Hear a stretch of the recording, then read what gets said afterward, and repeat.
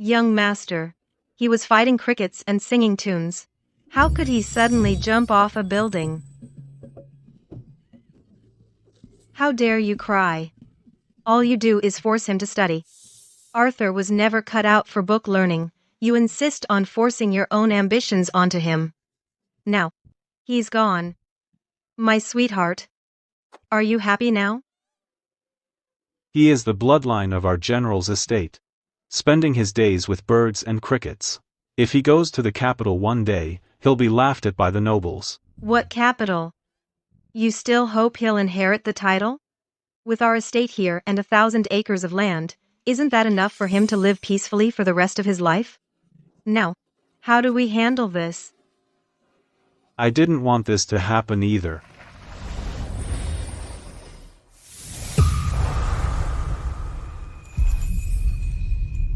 I've time traveled. I've reincarnated into the great empire as the illegitimate son of General Kyang, Arthur Pendleton. I was sent away at birth and raised by my grandma in Oakhaven. My father doesn't care, and my stepmother hates me. And in the capital, I have a spoiled younger brother. Could it be that? I've gotten the same script as Van Shen. A few days ago, the original owner was locked in the study, forced to study. But because of a letter from the capital, he jumped off the building. Whose letter was it again? You had to force him to study. He was never cut out for book learning. You insisted on forcing your ambitions onto him. Young master, now he's gone.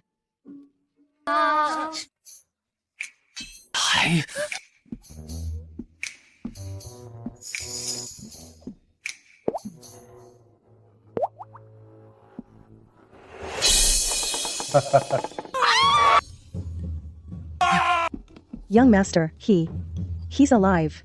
The young master has time traveled. Grandpa, Grandma, I'm fine. Are you really okay? I'm fine. My lord. Are you all right? I'm all right. You scared Grandma to death. From now on, we're not studying anymore. Yes, I heard you. Once you recover from your injuries, Grandma will catch every cricket in all of Oakhaven for you, and you can play however you want. I don't want crickets. Then tell me what you want, and Grandma will get it for you.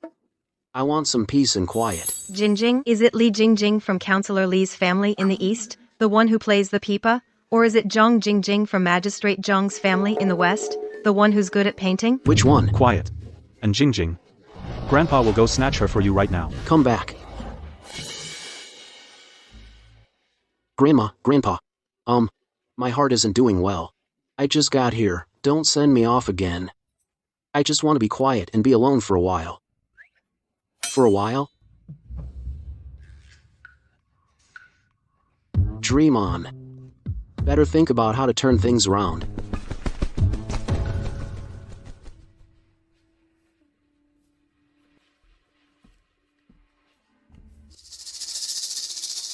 The original host jumped off a building, apparently because of a letter from his fiancée in the capital. But what on earth did it say to make him risk his life? Need to go in and look for it.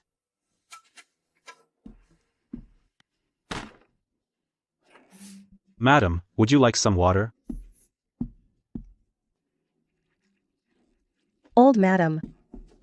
What's all the panic? Old madam, something terrible has happened. The young master has gone back to the study tower. What? Arthur, what's he doing at the study tower again? Don't tell me he's trying to end his life? Hurry, to the study tower, hurry. Wait for me.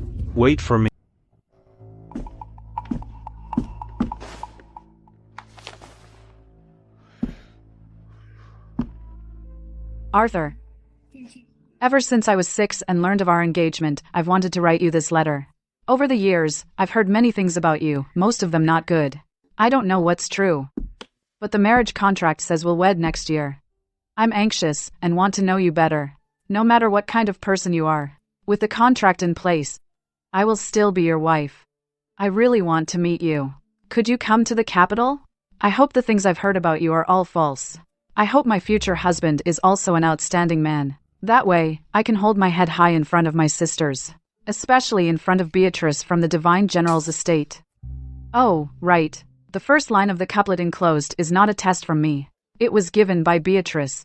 She said, "Forget it, just ask Grandpa Pendleton to come up with the second line." I look forward to your reply. If you find it inconvenient to write, having someone write for you is fine.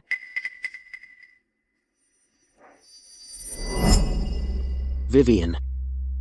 Even if you marry me, you won't be happy. And I would live under your shadow, finding no joy in life. Maybe it's better if I just die. You get happiness, and I get liberation.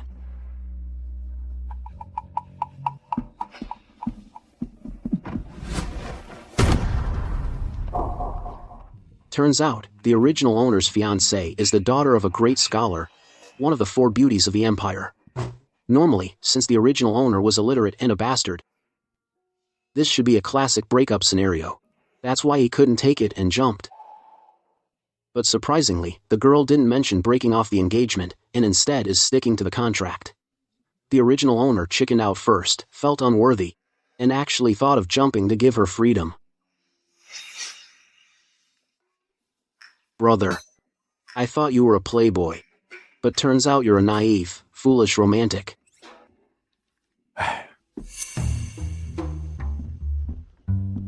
Green water, originally carefree, wrinkles its face for the wind. The letter says this first line was forced upon him by his fiancée's best friend, clearly meant to make the original owner back down. Too bad for you, now that you've run into me.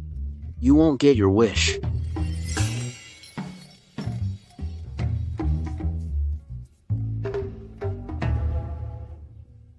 The green hills never age, yet turn white for the snow. Vivien. Snap out of it. Arthur's a bastard. He's illiterate. What do you see in him? Do you really plan to cling to that betrothal agreement for the rest of your life? Tell me this. Did Mr. Pendleton not give him my letter? I'm talking serious here. Are you even listening? I am listening. Actually, I've already thought it through. I don't need my husband to be some big shot. That means networking and partying. He'd never be around. A general could easily die in battle. I don't want to be a widow. He can't read. That suits me just fine. It'll be more peaceful. And besides, people say he's drop-dead gorgeous. So gorgeous that when you see him, you can't take your eyes off him. Being good-looking can be a meal ticket. What's going on in that little head? You're totally smitten. Why not? Beauty is a feast for the eyes. Even if he is handsome. Your interests are completely different. You talk about poetry, he doesn't understand it. He talks about crickets, you don't get it. What's the difference between that and a living widowhood? Common interests can be developed. If he loves cricket fighting, I'll join in. I'll watch too. Who knows? Maybe I'll get into it too. Wow. Come back, come back, come back. Since we've got nothing better to do, come with me down to the south. Wait. You still want to see him? Great scholar Harrison from the north is bringing his disciples to participate in next autumn's grand literary gathering. They plan to travel through the south again. Elder Vance just asked me to welcome them for him. I also want to go myself to Oakhaven to see him. Vivien's too naive. She doesn't know how wicked people can be. Arthur's character is downright vile. It's the perfect chance to go with her and help her see the truth, and drop her fantasies. Alright, I'll go with you. I knew it. You're the best, you know? Madam, look. Young master is over there. Say that again. Arthur hasn't been fighting crickets or listening to music lately. Instead, he's been exercising every day, and even going to the library to read on his own. Yes, old madam. Yesterday, I saw the young master holding a book, so absorbed, and compared to before, he's like a completely different person. Could it be that he knows he's a bastard child, and that's why he was pretending to be a delinquent, but after jumping off the building, he's finally come to his senses? Whether he's come to his senses or had a change of heart, as long as he doesn't try to kill himself, that's fine. Stability is all that matters. Let's go. So, should we still make him study? Enough with the nonsense. Go.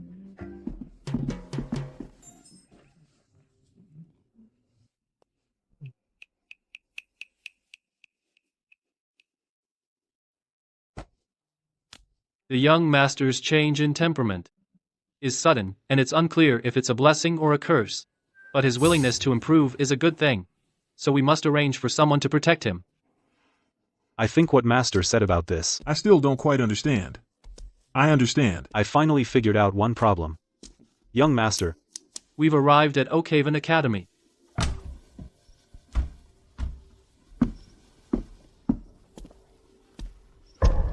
Young master, our family library has plenty of books, so why come to the academy to read? The books at home are too shallow. This academy has a 1,000-year legacy, and its collection covers hundreds of years of the Empire's history, which is perfect for helping me understand the ways of the world. The young master can barely read. Yet he dares to call the family books shallow. His skin is getting thicker by the day. As a great scholar, the purpose of reading is to cultivate one's character, comprehend principles, and then establish accomplishments, serving as an exemplar for all people. Young friend, stop. You seem to disagree with what I said? My master is a great scholar from the north, and you, a scholar from the Empire, dare to belittle him. I want to hear what nonsense you have to say. Why are you talking like that? Sir, I don't mean to belittle you at all. I just feel that what you said is a bit shallow. When it comes to reading, doing it for oneself is fine, but one should prioritize family and country, and read for the rise of the nation. Actually, sometimes personal achievements aren't that important. Yeah, that's quite interesting. Read for the rise of the nation. Impressive spirit. May I ask, who is your teacher? I study under Mr. Brooks of Oakhaven Academy. So, you're old Brooks' disciple. No wonder you have such perspective. Come. Follow me to see him. Wait, you know each other? Come on, come on. Vivien, I really didn't leak the news. It was Julian Thorne, who somehow found out you were coming and insisted on tagging along. Don't be angry. There's nothing to be angry about. I know it wasn't you. But my good mood for the day is about to be ruined. By these two. Miss Vivien, in terms of status, position, and wealth, what aspect am I not superior to Arthur Pendleton? Why do you insist on clinging to the marriage contract? Making yourself suffer? Yes, Miss Vivien. Julian Thorne is the leader of the 6 elites of the capital. He's even favored by the second prince. Arthur Pendleton isn't even worthy of polishing his shoes. You should think carefully. No need. The matchmaker's word and my parents' decree are what I must obey. I don't like crowds. I'll go read in the library first. As you please. Let's go.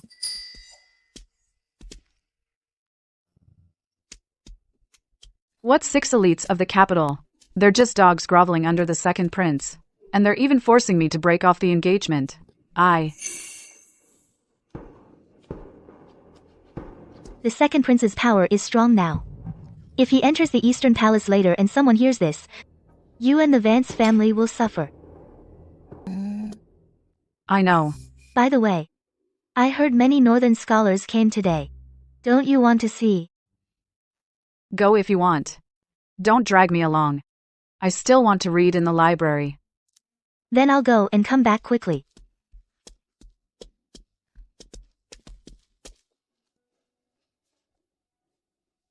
Sir. So, I'm very familiar with him. Don't worry. Isn't that Arthur Pendleton? Why is he walking with great scholar Harrison? And so close?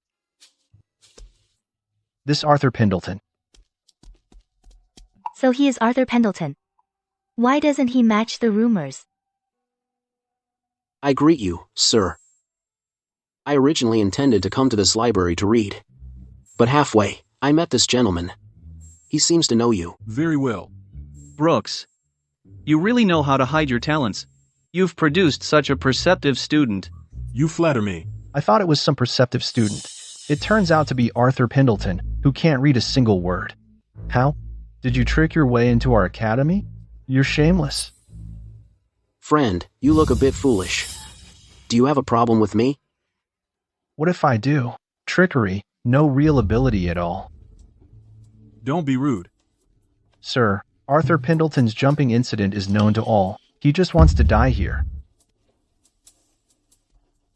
Arthur Pendleton, if you want to die, get far away. Don't enter our academy. If we can humiliate Arthur Pendleton publicly and make him break off the engagement willingly, Mr. Thorne will surely help me join the second prince. Hey, how can you hit someone? How can you just start hitting? It's too unruly. It's against the rules.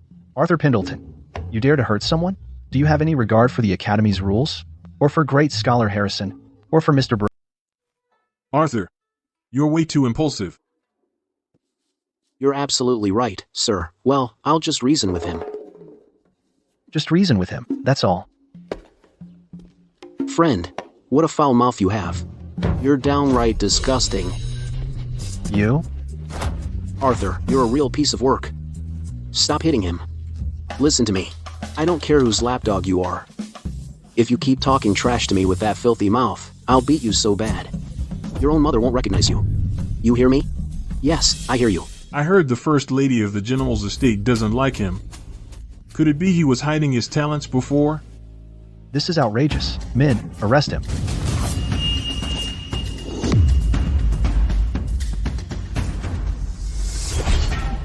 Julian, keep your men in check. Don't think you can act recklessly just because you're from the Left Chancellor's estate and ignore all the rules. Let's go. Everyone, clear out. Go on, disperse. Stop staring. Arthur, you're still too impulsive. Harrison, please.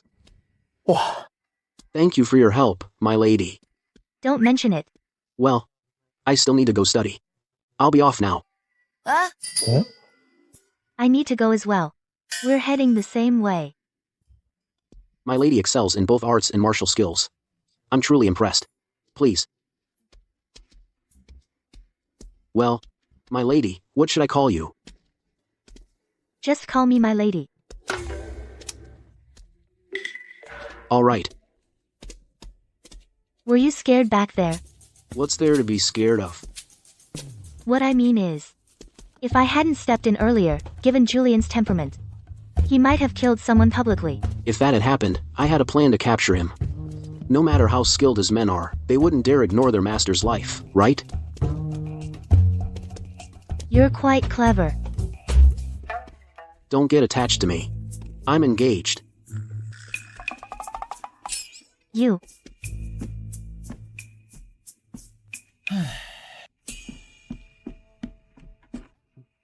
Listen up.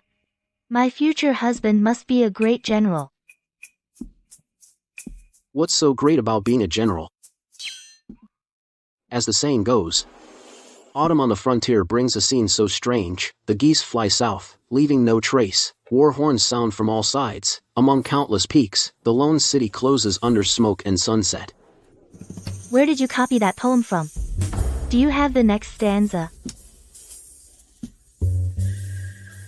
A cup of rough wine, home 1,000 miles away, the victory not yet carved, no plan to return. The Chiang flute echoes, frost covering the ground, men cannot sleep. The general's hair turns white, and soldiers weep.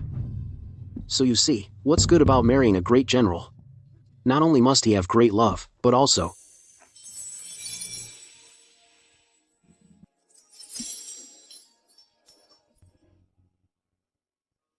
The poem you recited was truly moving, sir. May I ask what your name is? I am of the Pendleton family. My name is Arthur, and my literary name is Arthur.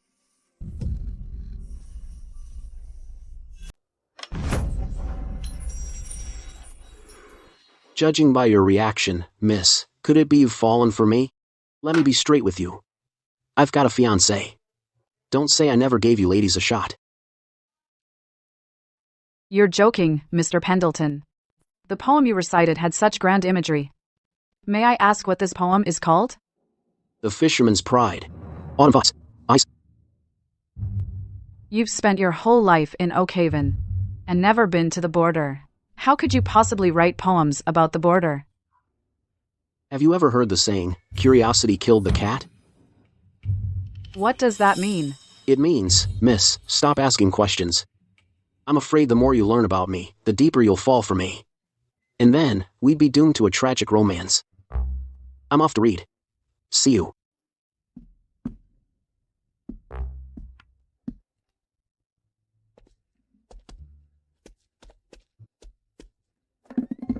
I'm so thrilled. Why are you hitting me? That's Arthur Pendleton, my fiancé. It seems all those rumors were all just a smokescreen. He's not just handsome. He's incredibly talented too. Just based on that one poem, The Fisherman's Pride, his talent is 3 stories high. That's fantastic. You're happy, so you hit me. What's wrong with a little hit? One hit won't make you shrink.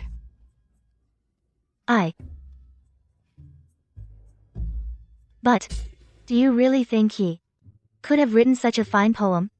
You never know.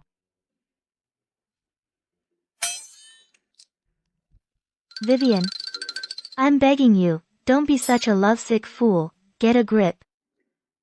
And just now, he almost seriously offended Julian right then and there. What happened? Tell me. It was like this. Let me explain slowly. So, he serves him right. That Matthew dared to block Arthur's way. He deserved that beating. You used to say scholars should be refined. Arthur isn't a scholar. Why should he be refined? Look, it's getting late. It'll be noon soon. He didn't bring any food. No. I've got to hurry back. He needs to study. He can't study on an empty stomach. I've got to go back. To make him something delicious to bring over. Let's go, let's go, let's go. You.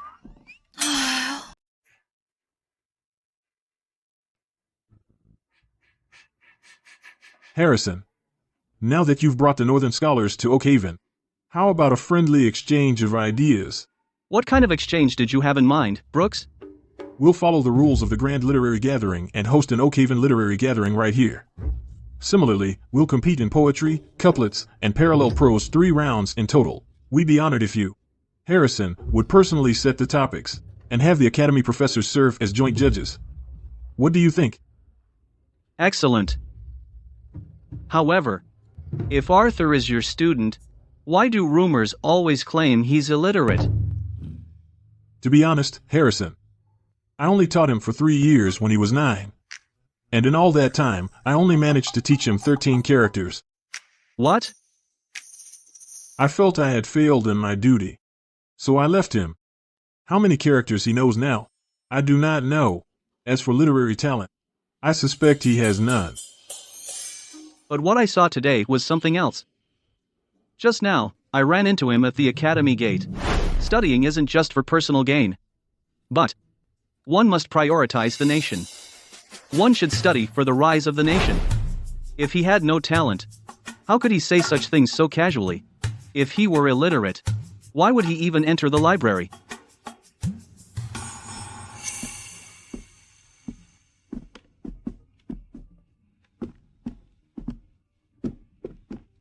Greetings, Mr. Brooks. Mr. Harrison.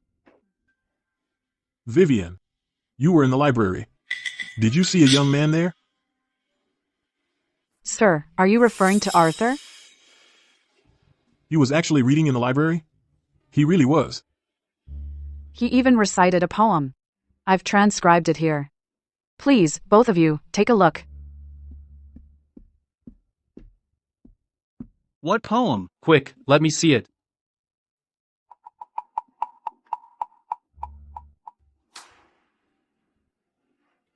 This poem. How good could it possibly be? This poem could ascend to the 7th floor of the Apex Tower? For scholars of the world, to have their poetry or prose enter even the 1st floor of the Apex Tower is already a great honor. It can be recorded in the family genealogy, a source of pride for generations to come. This poem can actually enter the 7th floor. Doesn't that mean it could be included in textbooks for everyone to study? Yes. I've heard that in 500 years, the 7th floor has only 18 works in total. Mr. Harrison has a poem that entered the 7th floor. That's why all the great scholars look up to him as their leader. If Arthur's poem can enter the 7th floor, doesn't that mean his talent is on par with Mr. Harrison's? Impossible.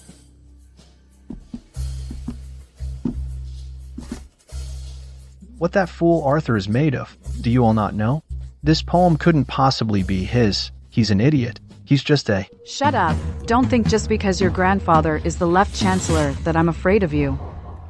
Julian Thorne. If you dare slander Arthur again, when we return to the capital, I will surely go before the Empress and report you. Arthur's talent is not something a blockhead like you is qualified to question. You...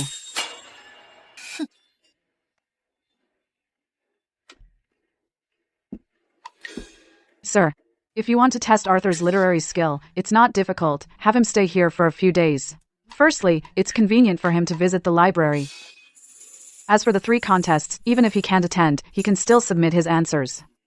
Wouldn't that kill 2 birds with one stone? All right, I'll be at the library.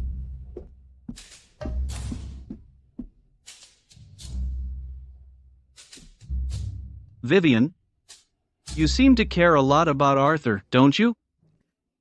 To tell you the truth, Mr. Harrison, Arthur is my fiancé. What?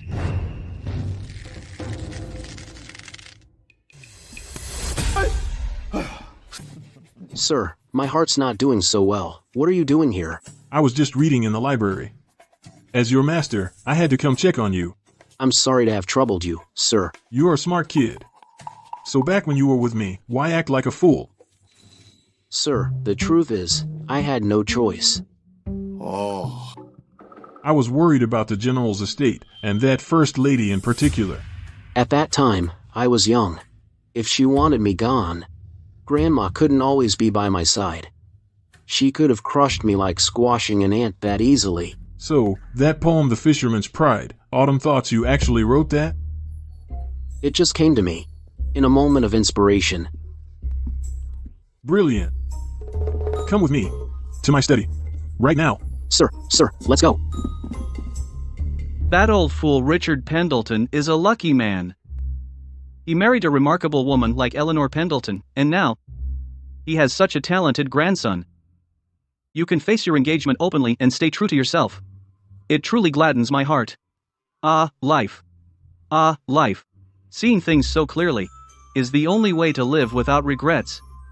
Grandpa Harrison, I think so too. It's just, Arthur probably has no idea that I'm his fiancé. Mr. Brooks has been gone so long. Do you think Arthur would be willing to stay for a while? Hurry up. Sir, what are you doing? If you have something to say, just say it.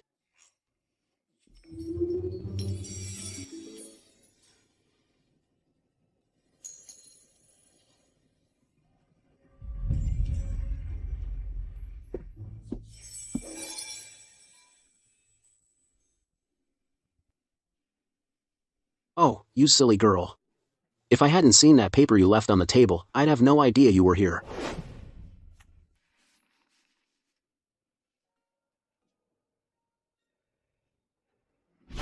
I recognized your handwriting, and would have written back sooner. I just never expected you to come to Oakhaven yourself. Do you think I'm being too forward? Too forward? Not at all. That you're here makes me happier than anything. Everyone. This is Vivien, my fiancée. Seniors. She's Vivien, my fiancée. That's his fiancée. Fiancée. Sir. My fiancé and I need to talk. We're gonna head out. Come on. Brilliant. Absolutely brilliant. Back in my day, if I had that kind of courage, I wouldn't have had to run off to the north. Some things, if you don't do 'em, you miss your shot. Some people, once missed, you lose 'em forever. They're coming out. So beautiful. What a perfect match. Check it out. Take a look at them. They're leaving. That's awesome. When did you arrive? Yesterday evening. You never wrote back. So I got worried.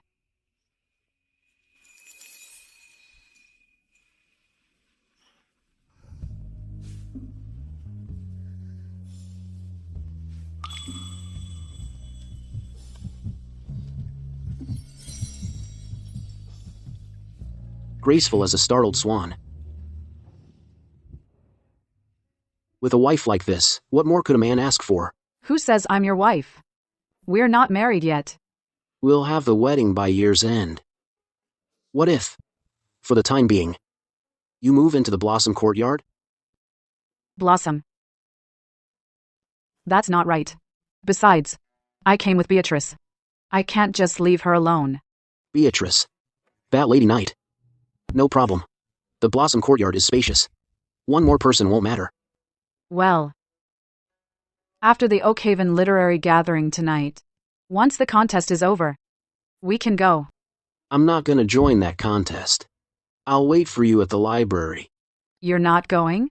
Then I won't go either. I'll stay with you.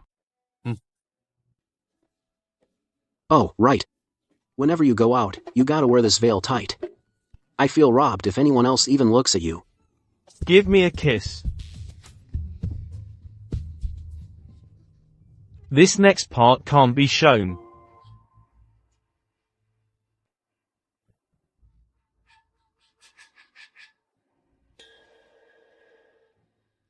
Mr. Thorne. That guy Arthur Pendleton must be too scared to show up.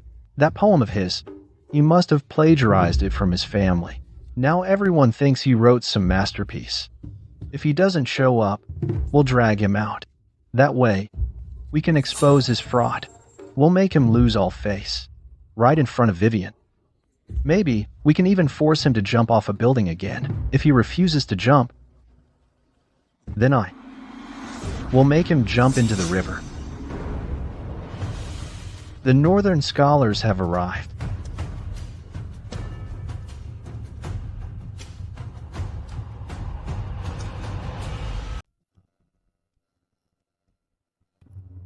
Where's Arthur?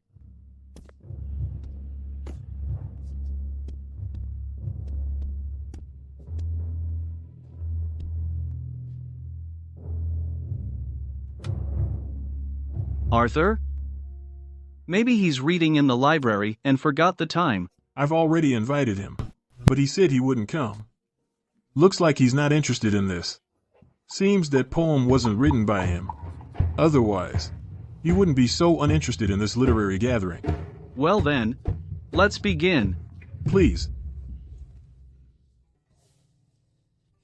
Everyone. Today, I'm leading the Northern Scholars to engage with the scholars of Oakhaven in a joint exchange and competition. Today's first challenge is a couplet competition. The first line is, "There's no leisure in striving. Youth, adulthood, old age, every moment demands effort. Time is limited to 15 minutes. Please come up with the second line. Let's begin." Got it.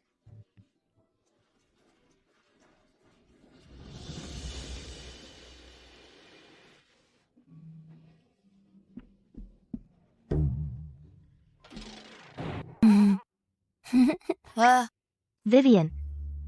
Why are you here? Everyone outside is doubting Arthur.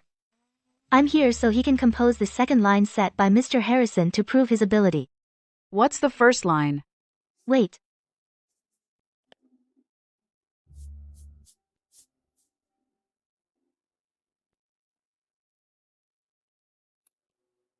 This couplet is quite challenging. This is the perfect time to test your fiancé. To see his true talent. What's the point of testing him? I'll come up with it, and you can give it to Mr. Harrison, it's the same. That'll work.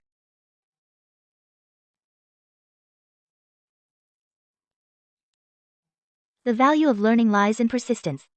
Scrolls, journeys, the world, every scroll requires personal practice. Done. Take it to Mr. Pendleton.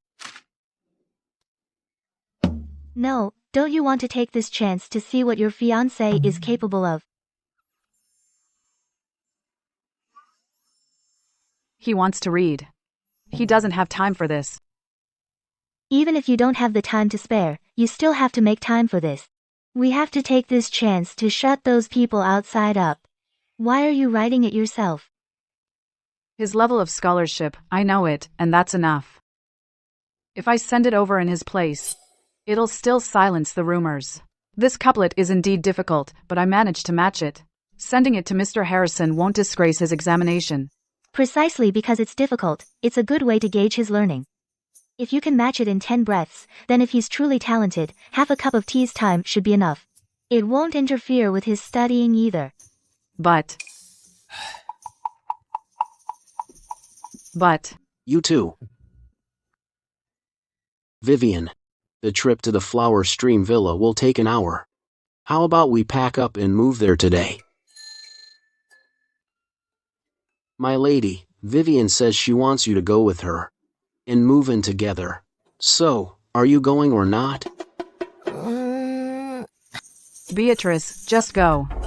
Fine. Anyway, if Vivien were to go alone with you, I wouldn't be at ease either. But you have to match this second line. What couplet? The first line was set by Mr. Harrison, and the second line was matched by Vivien. If you can match it, then we'll go with you to the Flower Stream Villa.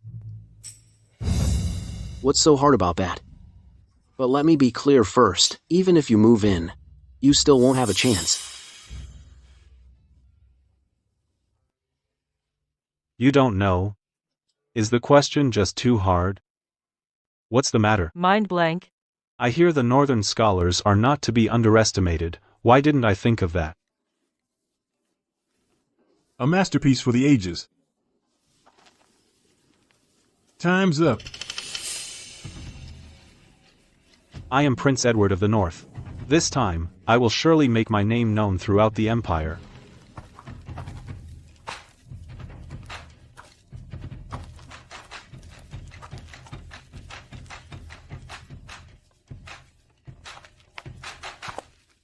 I am Julian Thorne, eldest grandson of the Left Chancellor's estate. Greetings, Your Highness. No need for formalities. At this literary gathering, we are all scholars, regardless of status. Prince Edward is a northern prince. Befriending him will surely help Prince Henry succeed. Your Highness speaks truly. I hear great scholar Harrison is Your Highness's teacher, and you have truly mastered his teachings. First place undoubtedly belongs to you. The Empire is full of talent. How dare I claim first place? Your Highness is truly humble. I am enlightened. Harrison, if there are no objections, please announce the results. All right. The written exam is over, and the results are in. Third place, from the Empire, Matthew. I am honored. Second place, from the Empire, Julian Thorne. Congratulations, Mr. Thorne. Truly worthy of being the leader of the 6 elites of the capital. He's second. Then who's first? Could it be a northerner? First place is... Congratulations, Your Highness. Wait. The first-ranked second line is right here. Here's the winning couplet. Miss Beatrice, don't be absurd. Mr. Brooks, I'm not. This is the couplet that Vivien and Arthur wrote. Have a look. Don't tell me. Arthur is taking first place? Arthur? Your Highness, you might not know this. Arthur is the general's illegitimate son. Back in Oakhaven, they called him the town fool, but then he jumped off a building one day, and just like that, his head cleared right up. He wrote a poem good enough for the Apex Tower's 7th floor. What Beatrice has there must be his couplet. Arthur here can write a 7th floor poem, yet he's hiding in the library, too scared to show his face. I bet this couplet was ghostwritten by Vivien for him. What a fraud. When I see the Empress, I will report this. I'll use Prince Edward to tell the Empress. When Her Majesty gets angry, then, Vivien, let's see how you protect him. Harrison, look at this. These two couplets are both top-notch. Excellent, brilliant. So much depth. Truly top tier.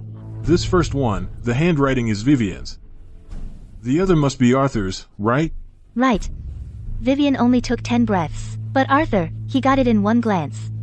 What? Harrison. It's already been 15 minutes. Is it proper to re-rank now? It takes time to get it from the library. Besides, excellence speaks for itself.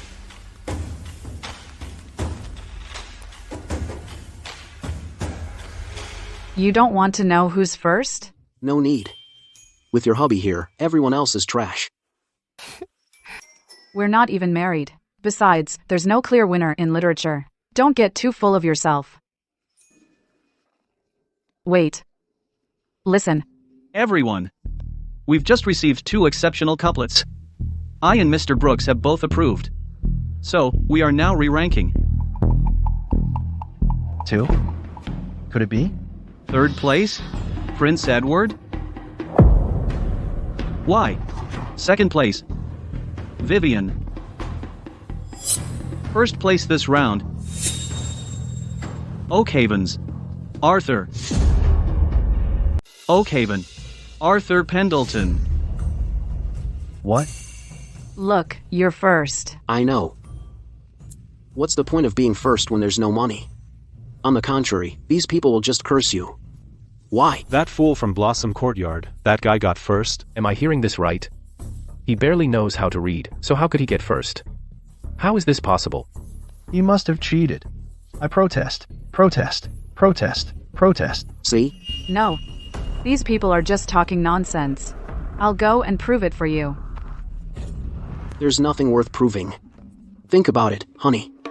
Say a dog bites you. Should I bite the dog back? Right? When you say that, I guess I really shouldn't argue with them. Let's go. I disagree. I disagree. I disagree. You all. Disagree?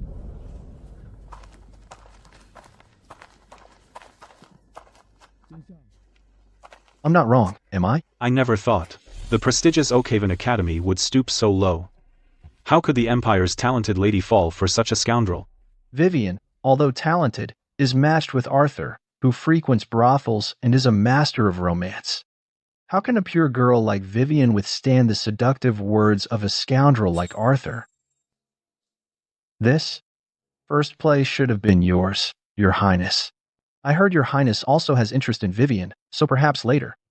I'll find a way to lure Arthur away so Your Highness can have a good talk with Miss Vivien. As for whether Vivien can see Arthur's true face, that depends on Your Highness's own skill. Thank you, Mr. Thorne. It's my duty. Disagree. Mr. Thorne, since you are interested in Vivien, why? Are you giving her up? What does Vivien amount to? He is a prince of the North, and if we help him succeed, when Prince Henry achieves his goal, we'll have gained a northern ally. Excellent. Silence, all of you, and if you have doubts, then look at how this 2nd line of the couplet was composed.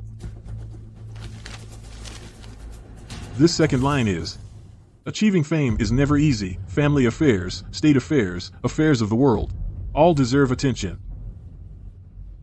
I ask you, can this couplet win 1st place? If you're still skeptical about tomorrow's poetry and prose contest, I'll personally invite Arthur Pendleton to join. If in tomorrow's competition he still comes out on top, will you still have any objections? If that's the case, then even if we lose, we'll concede gracefully. For today then, you can all head out. Tomorrow, we'll all compete together. Please. Head home. All right, let's go. What the hell is this? That bastard. Where did he take Vivien? Since we can't find her, how about I host and invite your highness for a chat? Then I'll be honored. After you.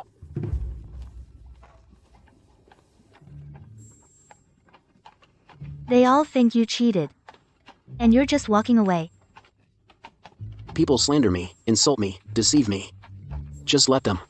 Tolerate them. Give way to them. Ignore them. In a few years, see what happens to them. Young master, we're here.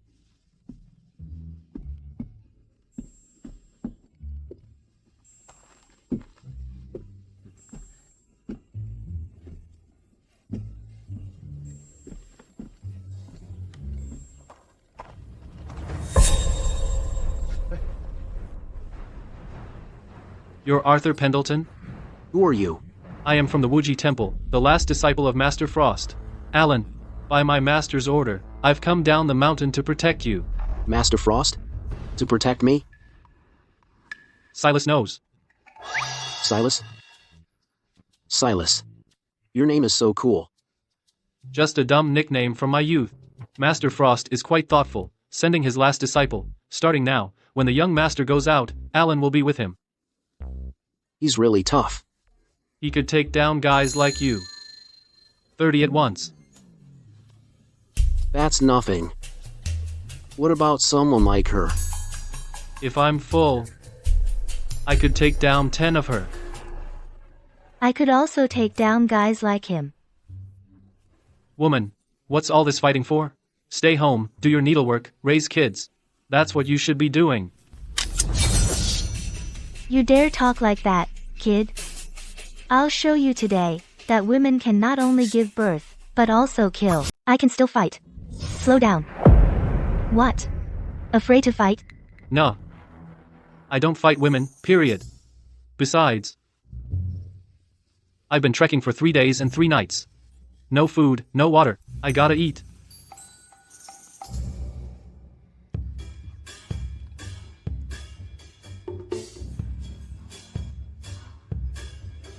Hey, whoa, slow down. The food hasn't even arrived yet. You eat like a starved ghost.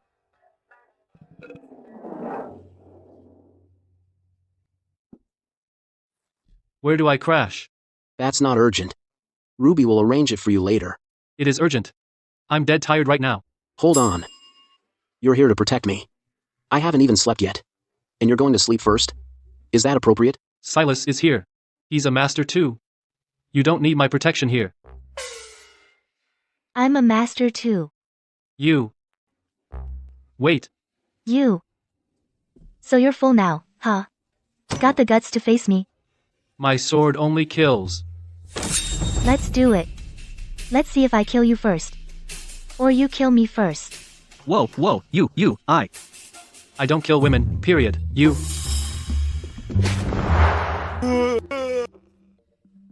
Sleep.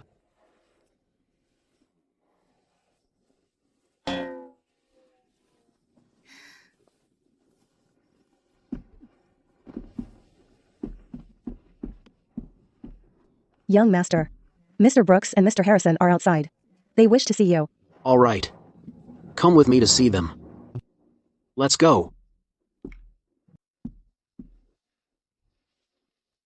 Thanks, honey. Gentlemen, I know the purpose of your visit already.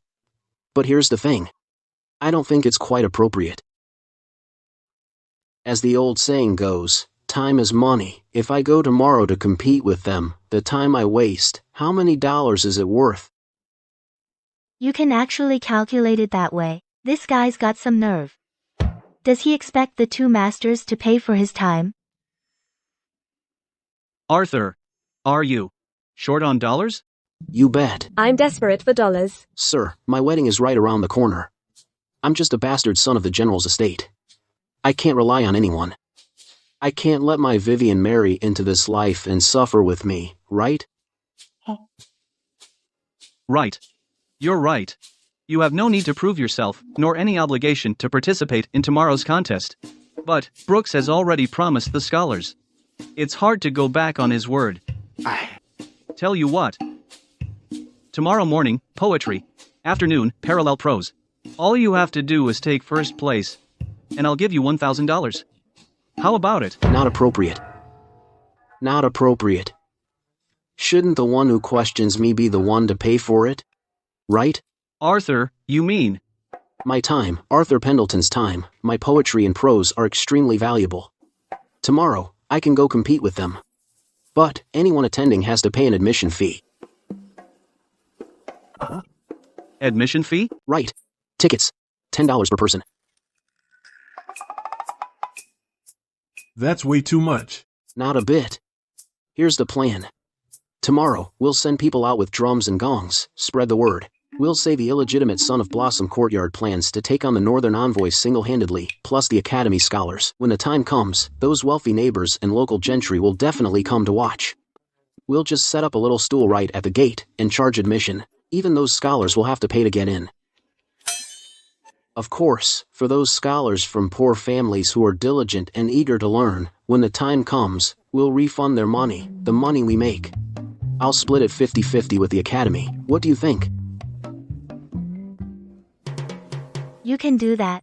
Wouldn't that be a disgrace? My silly honey. Knowledge only has value when it's monetized. Think about it. Promotions, wealth. Aren't those all ways to monetize it? Besides, all this is for your wedding. In that case, Harrison and I will go back and discuss it. Yes. Good. What about your grandma? My grandma? Harrison. You old fool. How dare you come to my villa? Grandpa. Come on, come on. Why have you been drinking so much again? Richard. A pleasure. It's nothing. Just a little tipsy. I could still drink another 3 pounds. Harrison. I'm better looking than you, and I can hold my liquor better too. You just got lucky with your looks, that's all. Otherwise, why would Eleanor have chosen you back then? Just enjoy it while you can. You, old fool. You just don't know when to stop. Grandpa. He's a guest. What's going on here? All right, I know. My sweetheart. You're something else. You brought a wife home. And you brought 2. About that Princess Beatrice. Does your grandpa approve? It's fine. Well, you too. The night is young and precious. Go get some sleep. Go to bed now. This is disgusting.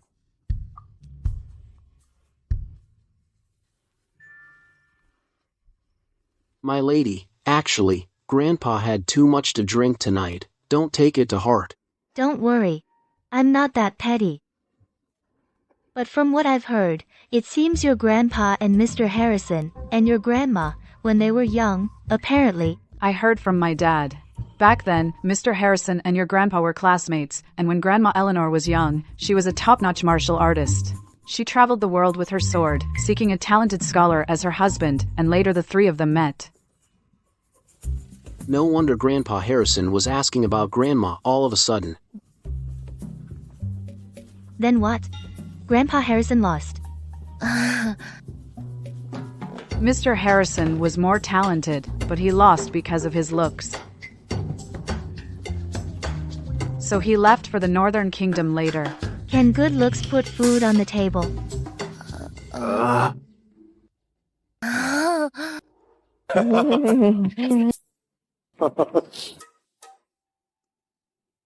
By the way, Arthur, if the commotion is too big tomorrow, will you feel pressured? Not at all. When it comes to poetry and such, it's not difficult at all. Even those great scholars wouldn't dare to boast like that, right? You're getting ahead of yourself. Who gave you the courage? You did. How about we take advantage of the fact that Mr. Brooks and the others haven't left yet today, and tell them about canceling the tickets? If you're short on money, I'll bring all the money from home, okay?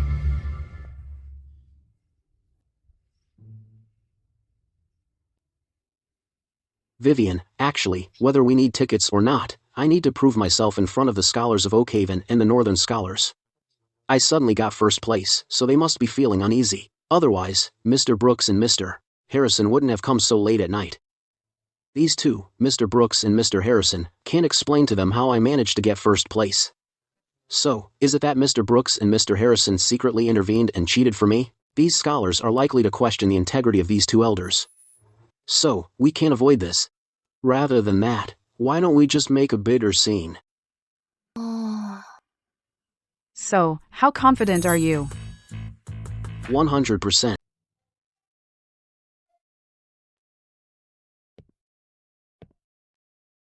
Old madam, How's Arthur doing?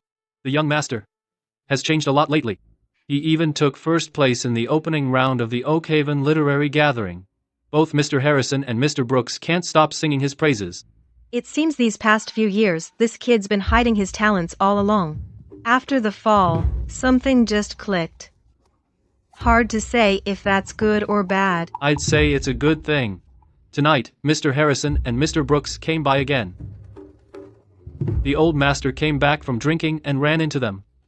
Right in front of the young master, he spouted some drunken nonsense. That old fool. Well, the old master didn't say anything too outrageous. It's just that as the young master grows older, he's becoming more handsome, and looking more and more like his mother. I'm afraid some things will be harder and harder to keep hidden. In this world, walls have ears. These past 2 years, another tavern opened in Oakhaven, a tea house, and a brothel. All run by Old Ghost's people. He broke our old agreement. Hard to tell if he's worried. Or up to something. Arthur's death is the talk of the town. No way Old Ghost hasn't heard. Wouldn't surprise me if he's crawling out of that coffin of a house right this minute. So, I asked Master Frost's top disciple to protect the young master. I'm old now, and my body's not what it used to be. If Old Ghost really sends men, I can't protect him. All that is external. External things are unreliable. What matters most is his own strength. Go to the Prajna Temple. Find a cultivation manual suitable for Arthur. All right, I'll set out tomorrow. I'm going to the capital. All these years, that thing we did for Arthur needs to stay hidden. Wait till I get back before we tell him. While I'm at it, I'll go to that coffin of a house and ask Old Ghost what the hell he's after.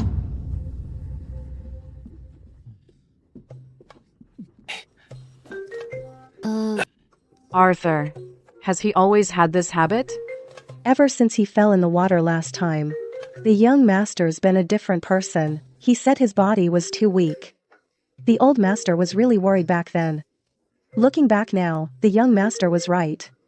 His spirit and physique are much better than before.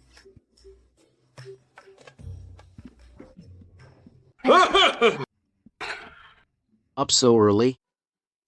Ruby, prepare breakfast. After we eat and bathe, we depart. Yes. Bring that priest along too. Yes. Right here.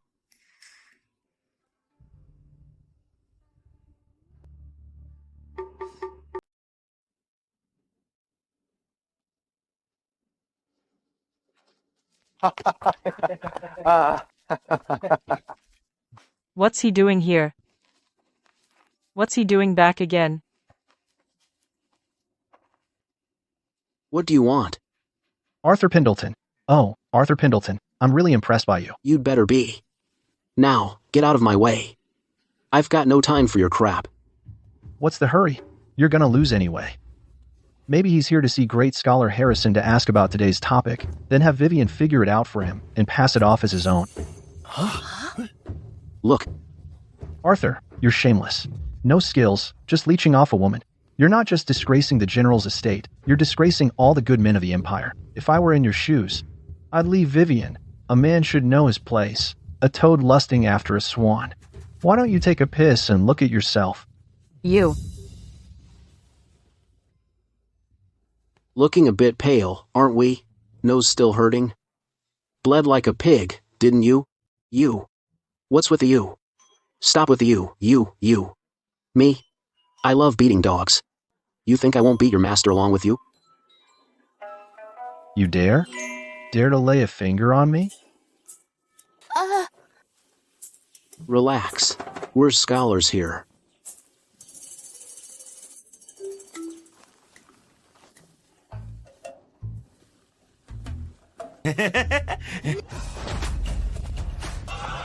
Time to put you to the test.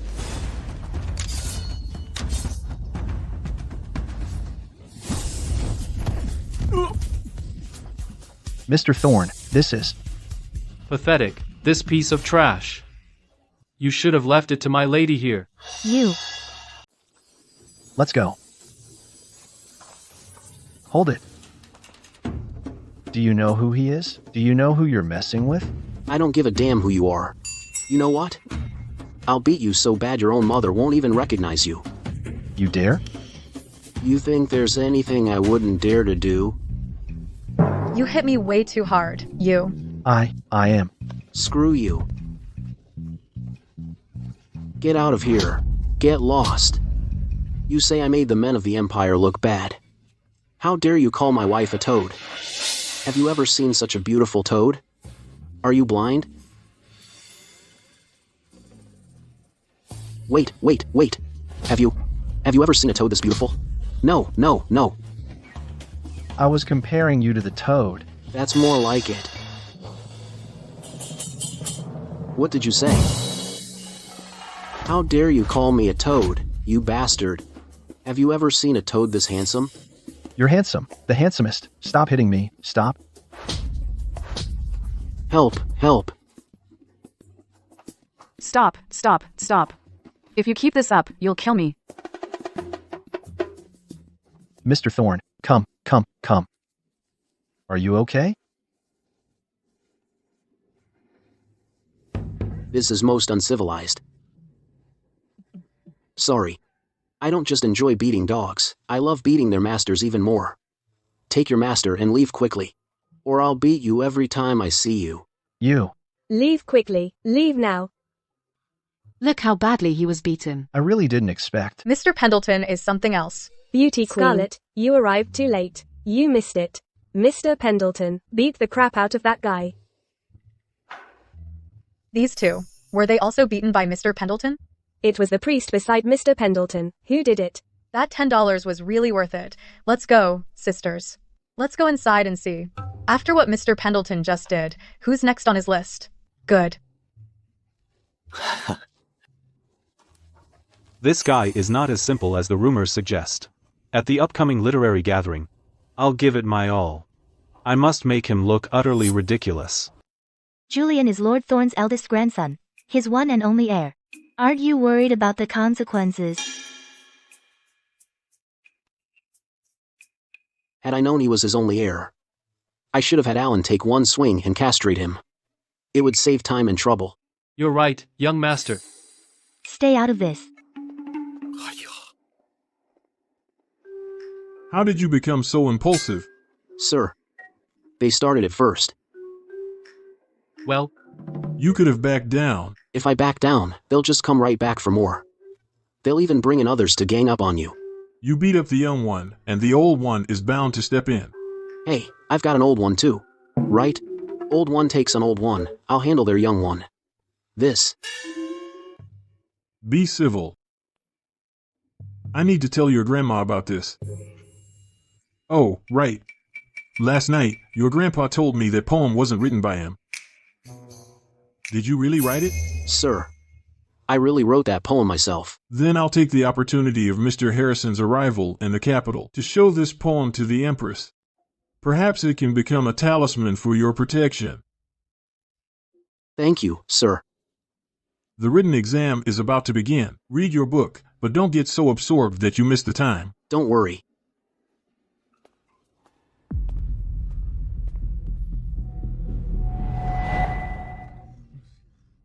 Yes.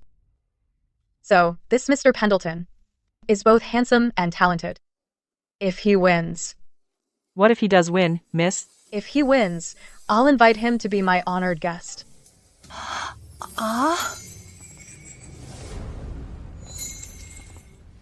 Everyone. For the second round of the literary gathering, I will present 2 poetry challenges. You have 1 hour. Students will come to the stage to recite their answers, which will be judged on the spot, ensuring fairness. Look. It really is him. I wonder what fine verse he'll produce. Now, please welcome the challenger, Arthur Pendleton, to the stage. The time has come. He promised to be here. Why hasn't he shown up? Sir, the young master says it's too hot, and he wants to keep Miss Vivien company, so he won't take the stage yet. He also said for you to present the topics first, and let the other scholars go ahead. He's afraid if he writes first, no one else will dare pick up a brush. Impressive. Mr. Pendleton certainly has character. He issued the challenge, so he should be the last to appear. That's how it's always done in the stories. This Mr. Pendleton has really angered the crowd. If he wins, it'll be fine, but if he loses, he'll be drowned in their ridicule and scorn. Miss, if he really does win, will you keep your promise? I'm afraid he won't dare. What a cocky bastard. I want to see how he plans to wiggle out of this later. I hereby declare the second round of the literary gathering open. The theme is lovesickness, and you are to compose a palindrome poem. Both 5-character and 7-character verses are acceptable. How exactly do you solve it? A palindrome poem? Harrison, isn't this topic a bit too difficult? Too simple would be even more troublesome. Miss, what do you think of this topic? It's very difficult.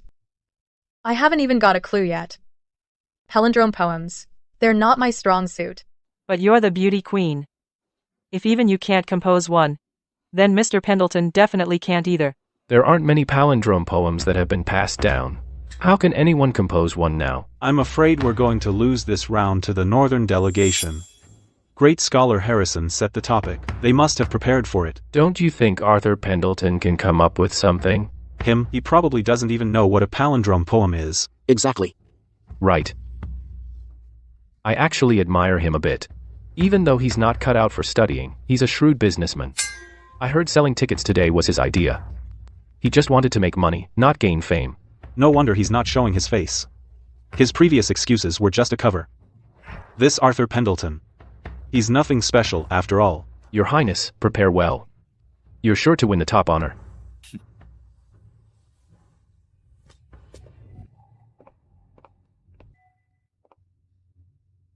What's the first topic? A palindrome poem on lovesickness, and we only have 1 hour. Think fast. Lovesickness. Why would Mr. Harrison set such an obscure topic? Don't worry about that. We can only make money if we come up with something. Come on. When you were in the capital, didn't you feel lovesick? Try to remember. I'll prepare the ink for you. Lovesickness. My lady, let me do it. Call me Princess Beatrice. Wait. You can write it now. What's so hard about it? You just keep preparing the ink, my lady.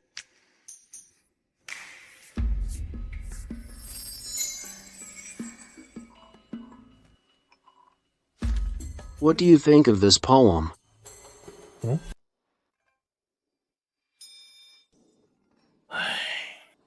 Arthur is hiding like a coward. He's just trying to scam us out of our money. I came all this way for him, and he won't even show up. That's just a straight-up scam. Friend, just think of it as a competition between the Northern scholars and our scholars of Oakhaven. As for Arthur, if he actually shows up, that'd be a disgrace to our scholars of Oakhaven. True gold fears no fire. A stolen essay will never truly be his. I just hope Vivien sees through this guy's true colors soon. Real soon. You don't get to call her Vivien.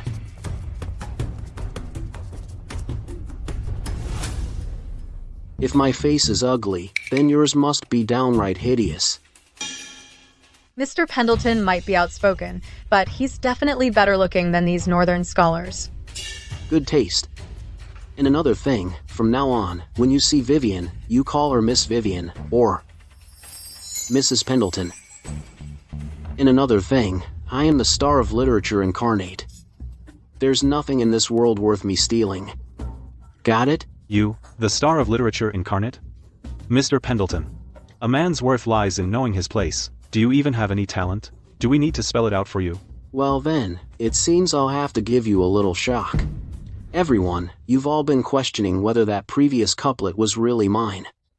So today, I plan to publicly recite a palindrome poem I wrote, to put all your doubts to rest. This poem is titled, Spring's Return, Painted Pavilion, Curtains hang curtains, painted. Thoughts linger for whom thoughts linger. Flower branches play with shadows play flowers. Willow threads pull silk, silk pulls willow. Wave face bears tears upon tears bears waves. Dark brows weighed down with sorrow weighed down brows. Night long, cold lamp cold, long night, dreams return deadlines return dreams. What a poem. Absolutely brilliant. Well done. Arthur, I was wondering how you dared show up. Turns out Miss Vivien wrote it for you. What are you implying?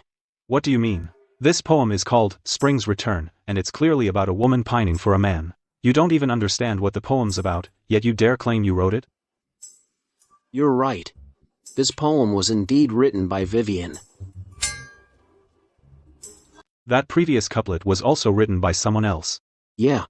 After all, I wasn't present before, and I was famously known as the Fool of Linane, so no one believed that poem was written by me.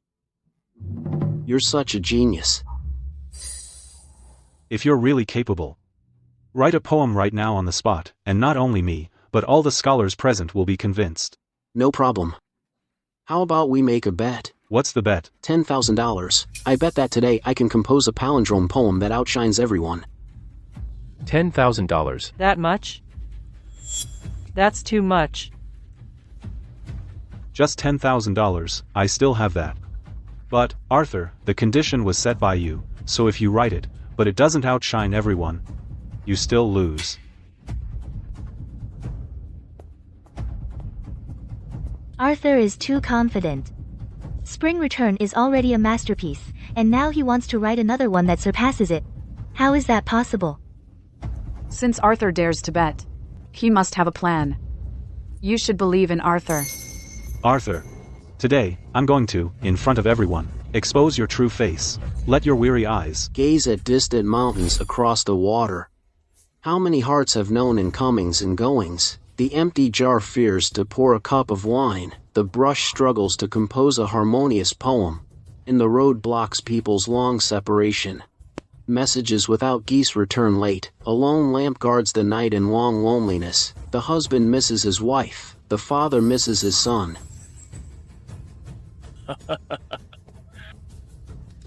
This poem is called Mutual Longing. Please, everyone, appreciate it.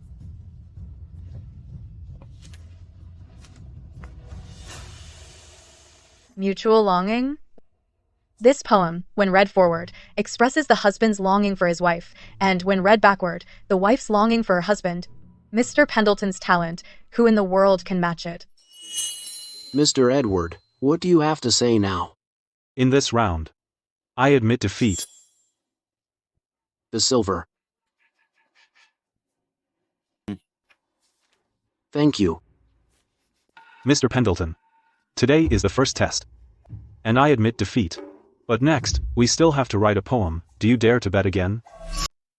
I really don't think that's necessary. What's this? Getting cold feet, Mr. Pendleton? If we keep going, you'll just lose again. Why humiliate yourself like this? Since you're so confident, let's make it a big one. I still have $100,000. Care to bet again? 100,000? Fine. Now that's a spendthrift. Good. Wait a moment. Sir, please give us the topic. We'll answer right here on stage. Until this contest is over. You're not leaving. As you wish. We humbly request the topic, sir. Your Highness is so eager to save face. If I stop it now, it'd just backfire. Then, I shall set the topic. You too, this dispute stems from youthful passion. So let the theme be youth. The time limit remains 1 hour.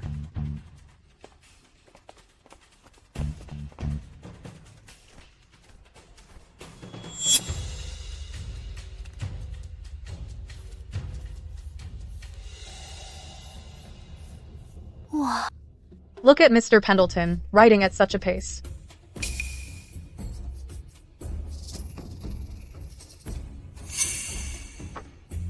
You lose. You've lost. Impossible. There's no way I could lose.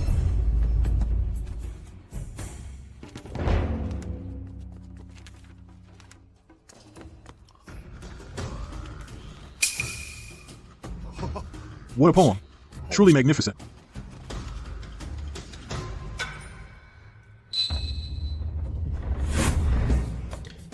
Just write what you can. May I ask you, sir, how highly would you rate his poem? It could reach at least the apex tower.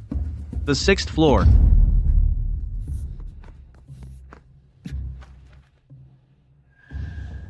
In youth, we know not sorrow's taste. Yet we love to climb the tower high, and force ourselves to speak of woe for verse's sake. Now that I've tasted sorrow's full array, I wish to speak, but words won't come.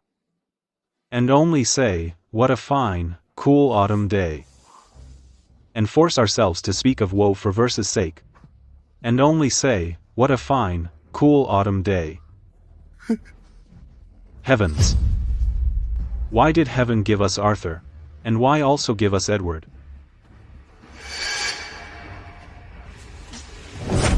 Edward? This. What's wrong with him? He's furious. He's coughing up blood. This is serious. Arthur, I'm Scarlet. I'll be waiting at the Moonview Pavilion. My lord brings verse, your maid brings wine.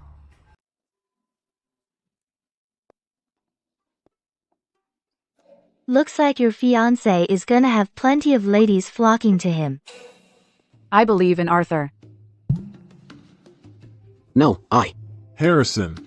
We still have the parallel prose contest. As you can see, Edward has already fainted. Let's wrap up the gathering. All right then. Arthur, congratulations on winning twice. You'll be famous all over Oakhaven. You're too kind, Mr. Harrison. I never came here for fame. Now that I've got the money and my Vivien is happy, this trip was totally worth it. I'll check on Edward first. I gotta go. All right. Take care, sir. Goodbye, sir. I'm off too.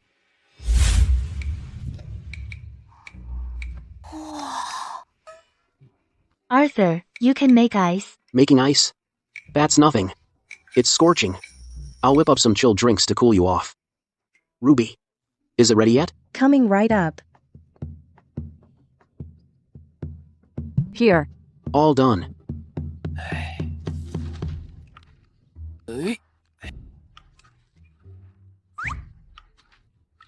Try this chilled watermelon juice.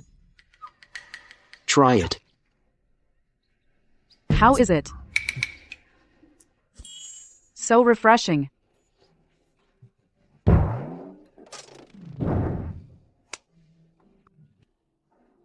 Don't just stand there. Come on, grab some. I'll have a cup too.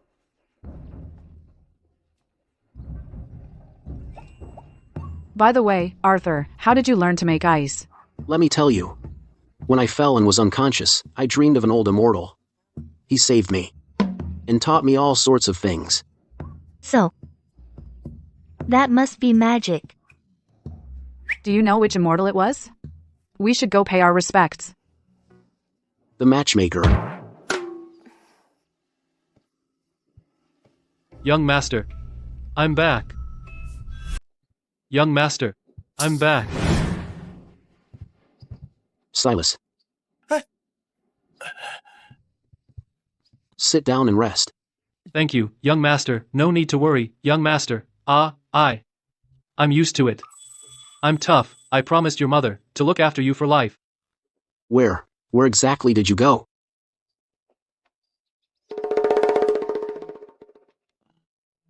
It's a cultivation manual from the Northerners' Prajna Temple. The old madam said it's suitable for you to practice. I fought those monks. Just to get it for you. Fight? You.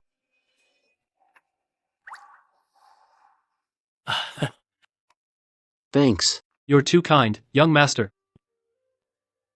Then why? Didn't my grandma teach me herself? Instead sent you to beg for a manual at Prajna Temple? Although the old madam's martial arts are excellent, her inner energy techniques aren't right for you. Forcing it would be counterproductive. Got it. I'll practice hard. You're clever, young master. You'll master it in no time. That bastard. How dare he treat me like that? The left chancellor's estate and Prince Henry won't let him off. Mr. Thorne, the rumors about him in the capital were probably spread deliberately to mislead us. Once we return to the capital, I'll see who's using me.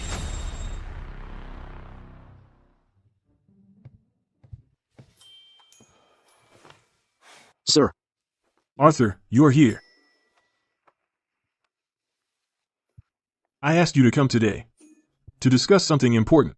Your performance at today's literary gathering will certainly reach the capital.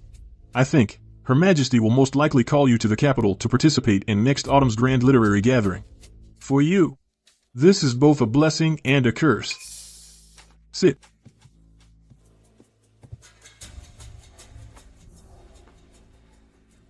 You struck Julian Thorne.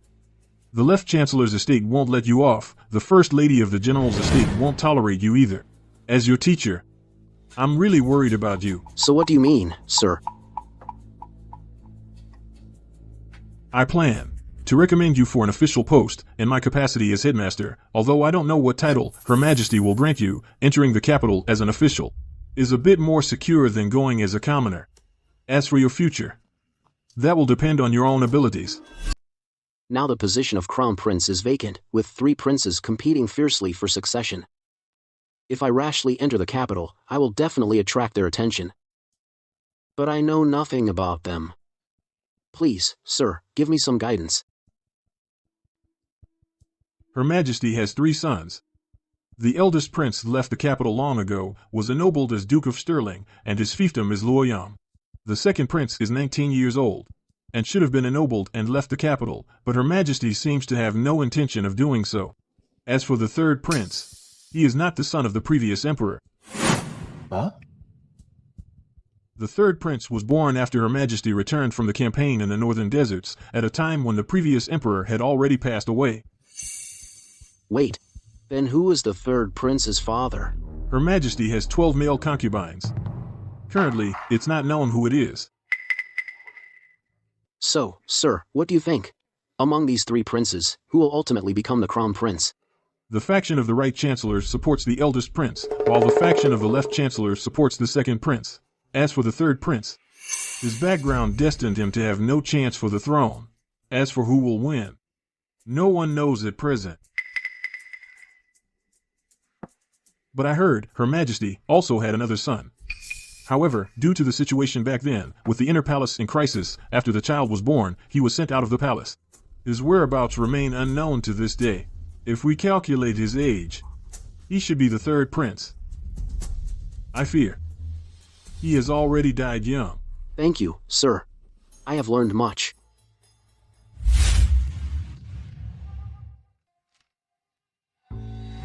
Old fool.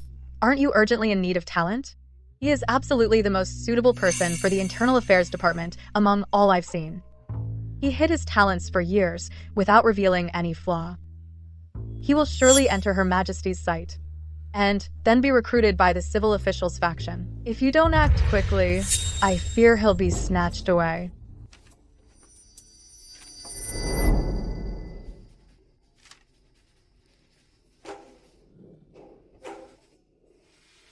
You say someone can hide for over 10 years, acting foolish without being discovered. I heard the junior uncle of the Shu Mountain Sword Sect sat at Back Cliff for over 10 years and one day broke through all 9 realms to reach first grade. Li Feng Wu's case was an epiphany, which requires talent. Hiding talents requires patience.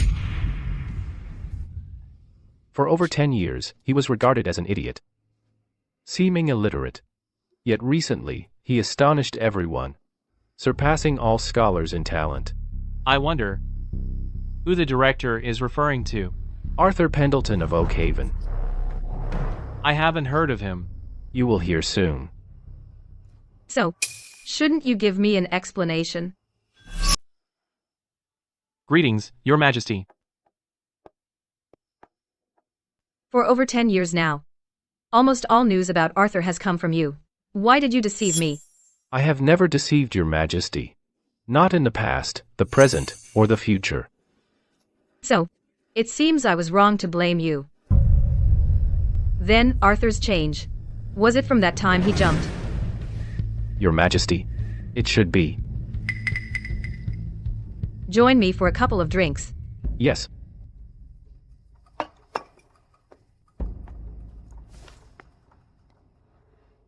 I remember the first time I drank with you was in. The first year of joy. Yes, the first year of joy. Back then, I had just entered the palace as a maid, alone and helpless. At that time, I was also alone. Your majesty was passing by while admiring the moon, and saw me drinking alone here. I remember now. You invited me to join you and poured wine. At that time, your leg wasn't broken yet. Others called you Old Ghost. I found it rather endearing. I came often afterwards. Because there were things I could only say to you. I am grateful for your majesty's trust. Can I still trust you forever? I remain as I always was. You've worked hard these years. You flatter me. It's my duty.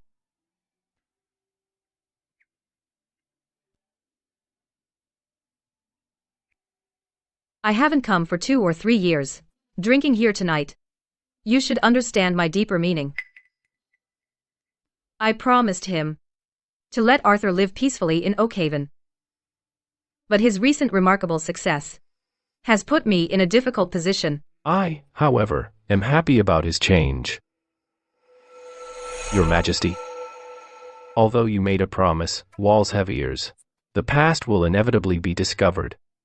Those people haven't acted for over 10 years, because you and Eleanor were there. But what about the future? That's why I think, if you cherish our old bond, it would be better to let Arthur come to the capital and take over my duties. Then, no matter who ascends to the throne later, they wouldn't dare to move against him easily. You are right.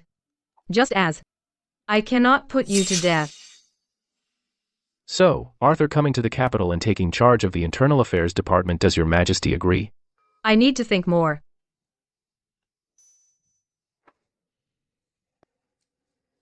I also need to observe further. Farewell, your Majesty. You, along with Her Majesty's people, go to the south. Yes. Arthur. I've been in Oakhaven for over a month now, and it's time I returned to the capital. Don't worry, I'll come to the capital to see you soon. Keep this pear blossom needle on you for protection. And also, make sure to wear that veil of yours when you go out. Okay.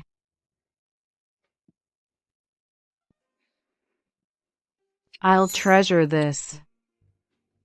And one more thing. Can you please not go to the brothel? When have I ever gone to a brothel? Even if you absolutely must go. You absolutely cannot stay the night. Don't worry, I'm a gentleman, and in my entire life, I will never go to a brothel.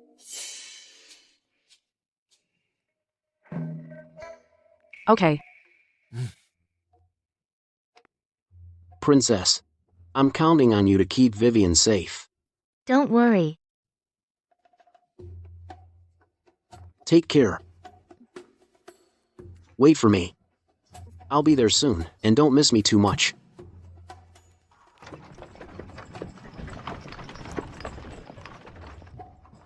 Young master, where are we going now? It's time to prepare for the trip to the capital.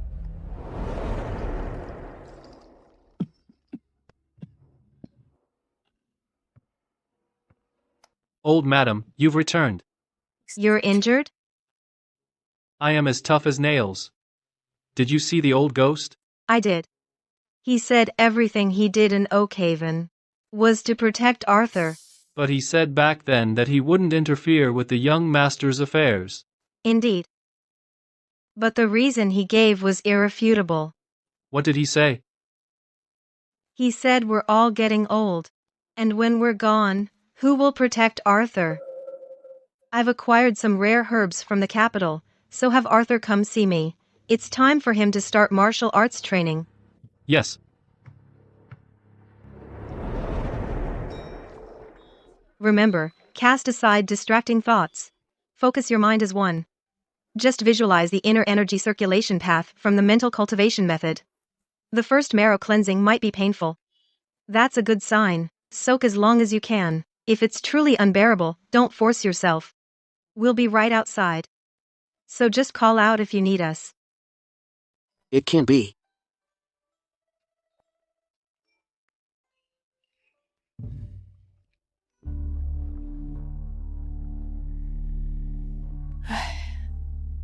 The marrow cleansing method was originally meant for martial artists. Arthur has no inner energy. This is forcibly using the medicinal power to clear his acupoints and open his Du and Ren meridians. I'm afraid he'll suffer pain like being sliced by a knife. The young master was blessed by an immortal. I believe he can endure it.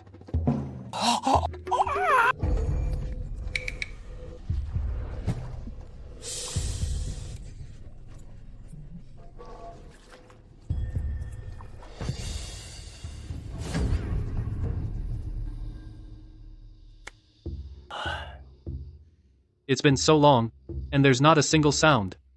Could it be the herbs are ineffective? Impossible. Unless his meridians are blocked, and the medicinal power can't enter. But in that case... Old madam, don't lose heart.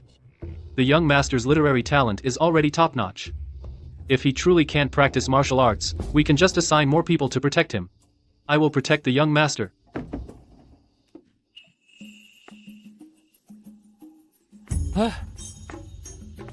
How do you feel? I'm fine. It was like taking a nap, and it didn't hurt at all. So I can't practice martial arts, huh? Then we just won't practice. Who says you can't?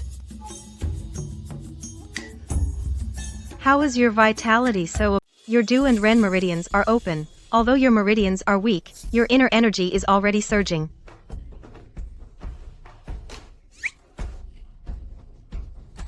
So that means I've started my training? No.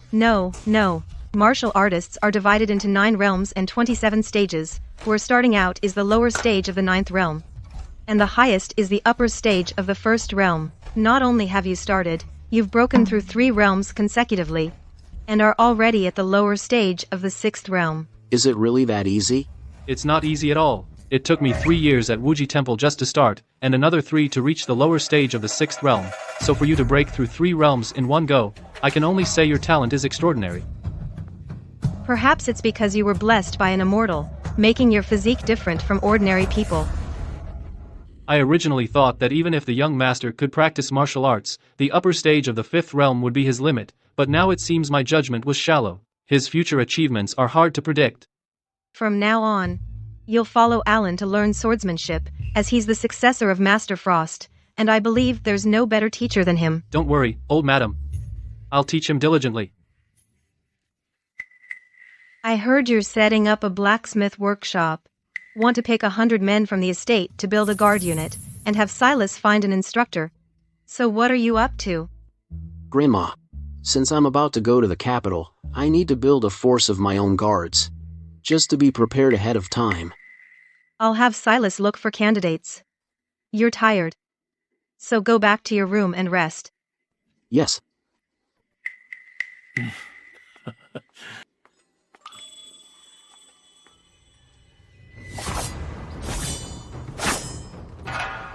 The young master is truly amazing. Let's stop here for today, young master, as haste makes waste. Young master. What's your cultivation level? The middle stage of the 3rd realm. What about Silas?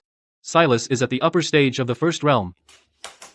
Silas has reached his peak. And among ordinary martial artists, that's it. But there are always those who can break the shackles. becoming grandmasters and achieving the realm of the grandmaster, it requires talent, and even more so, opportunity. And looking across the world, the known grandmasters number only 5. Grandmaster. Old madam, they're here, Commander Gong. Old madam. Didn't Silas tell you? He did, but madam, it's too risky for the young master to go to the capital. Wouldn't it be better to live a peaceful life in Oakhaven? Given his identity, if it were exposed in the capital, the first prince and Prince Henry, how would they see it? Especially now, when His Majesty is about to appoint the crown prince, it's a critical moment. The young master poses no threat to them. His Majesty wouldn't allow it either. Old Ghost's letter says the Eastern Palace will still be chosen from one of the 2 princes. With the young master overseeing the Internal Affairs Department, we can all coexist peacefully. I understand. Grandma, you asked for me? Weren't you looking for an instructor?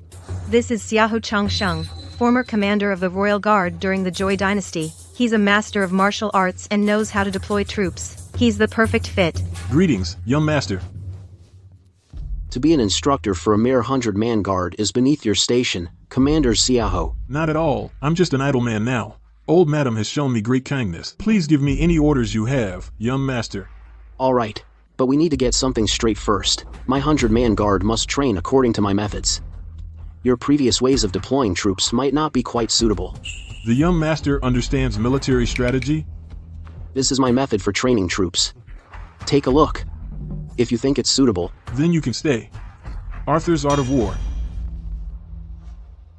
War is a matter of vital importance to the state, the ground of life and death, and the path to survival or ruin. It must be thoroughly studied. I've been fighting crickets for over 10 years, and watching ants for over a decade. Suddenly, I gained an insight, and wrote these 13 chapters on the art of war. Troops are valued for quality, not quantity. Elite troops with superior weapons can hold off 100 enemies. Then, by following the righteous path, victory is assured. Young master, you figured this out from fighting crickets and watching ants? This microcosm reveals the macrocosm. From the small, we can know the great. Actually, when fighting crickets, choosing the right breed is crucial. The bigger ones aren't necessarily stronger, and the smaller ones aren't necessarily weaker. It's just like selecting soldiers. The strong ones become the vanguard. Those with powerful arms, we make them archers. Those who are short but agile, we can send them as scouts. As the saying goes, everyone has their own strengths. The key is knowing how to use them. Now ants are even more incredible.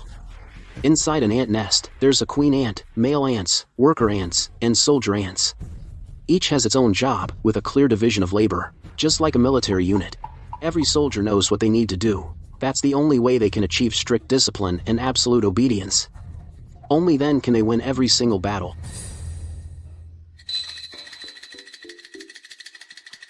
Why is everyone so quiet? Do you think there's something wrong with what I just said? Young master, you're a genius. I will follow your orders, young master. I will strictly train the guards. Then I'll leave it to you, Commander. All right. Mr. Pendleton, you promised Miss Vivien you wouldn't visit brothels. Couldn't resist, huh? The Oakhaven annual beauty pageant is just around the corner. Scarlett's offering a huge reward for lyrics. What are you thinking about? This time, Scarlett's looking for lyrics, so where are the scholars of Oakhaven? Julian and Matthew have returned to the capital. When it comes to talent, who can match Edward? Exactly. Of course they don't dare come back. This past month, why haven't we seen Arthur around? He wouldn't dare show up. He was only arrogant before because Vivien helped him with his lyrics. Now Miss Vivien has left. With that empty head of his, and not a drop of talent, how could he dare challenge us? Right. That guy's a real villain.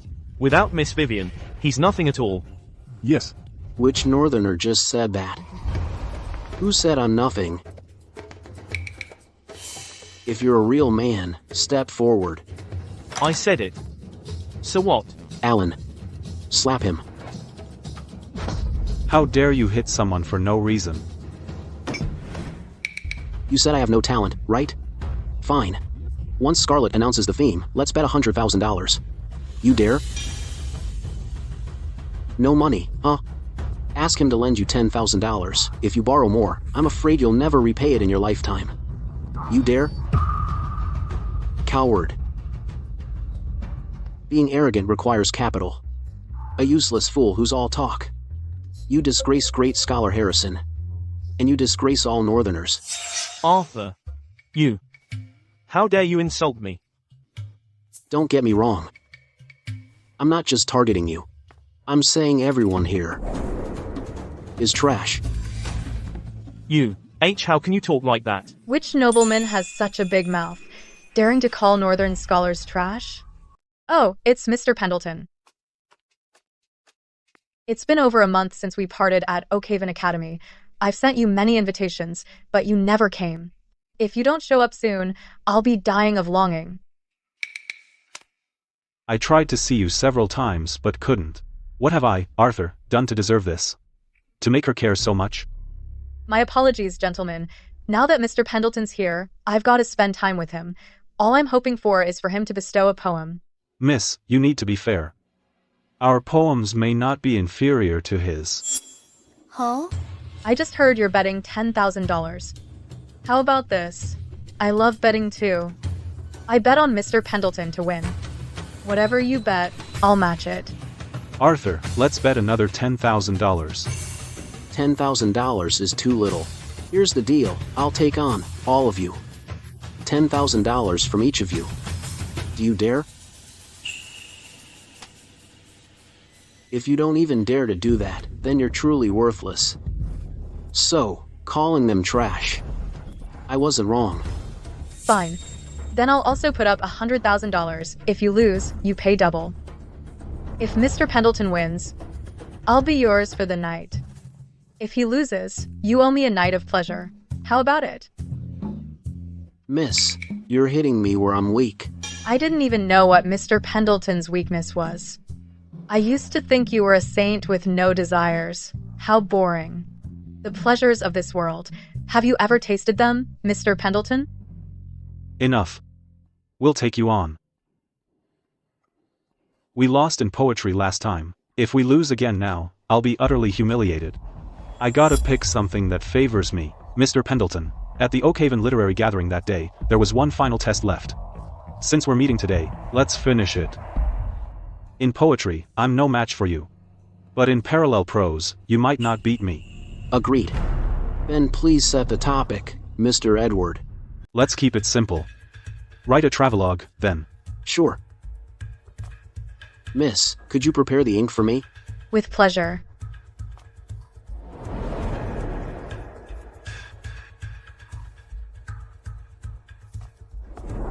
Edward's parallel prose.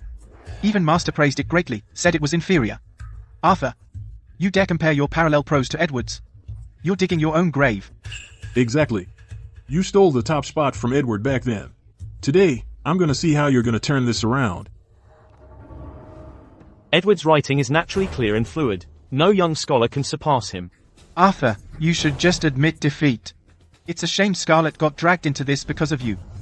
You're really causing harm. Done. Who wins and who loses? We'll know once we read it. Record of the Little Stone Pool. Walking west from the hill for 120 paces. Through the bamboo, I hear the sound of water. Limit. Like ringing pendants, it delights my heart. Cutting bamboo to make a path, I descend to see a small pool. The water is especially clear and cold. The bottom is entirely stone. Near the shore, the stone bottom curls up, forming islets, islands, cliffs, and rocks. Sitting by the pool, surrounded by bamboo and trees. Desolate, no people, chilling the spirit and bones. Silent, sorrowful, deep, because the place is too serene. Cannot stay long, so I record it and leave. You've won. $200,000. I will definitely handle it tomorrow. You can go to the Grand Bank yourselves and claim it. I'm quite impressed with Mr. Pendleton. Tomorrow, I will follow Sir and his group and leave Oakhaven. Until we meet again.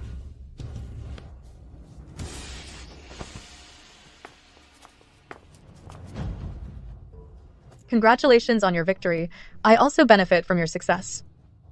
This $100,000 will serve as my payment for commissioning your poem. Thank you, miss. More wine? I want to write you the best poem, miss. Here, I have the finest wine in Oakhaven.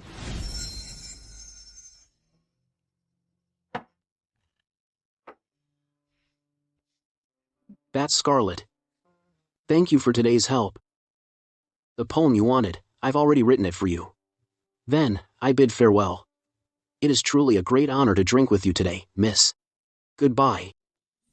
Sir, you're drunk. Why not stay at my place tonight? How about here?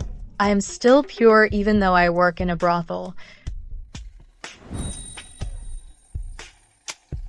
But my honey told me not to flirt around. I promise. Miss Vivien will never know for her entire life. No. Maybe I should just go back. Are you looking down on me? No, miss. It's just that you've now touched my weak spot, and I'm afraid I'll regret it. You still have a chance to back out now.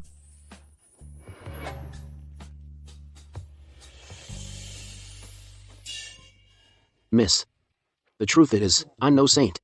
It's just that my honey is calling me home. All lust, no guts. I will definitely devour you. Scarlet is so great. How could you not stay? I can't get over this hurdle in my heart. Sir, I promise. I know nothing. Not you. What good does it do if you know? I can't betray the one inside. My conscience. Do you even know what a conscience is? Conscience is... Sit. Drank that much? Hey!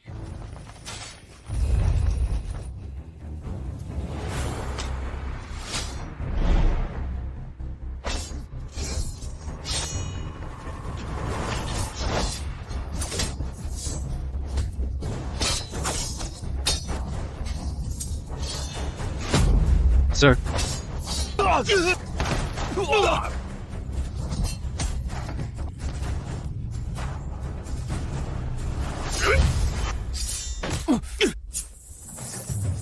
Didn't the intel say you were powerless? The intel's outdated, buddy.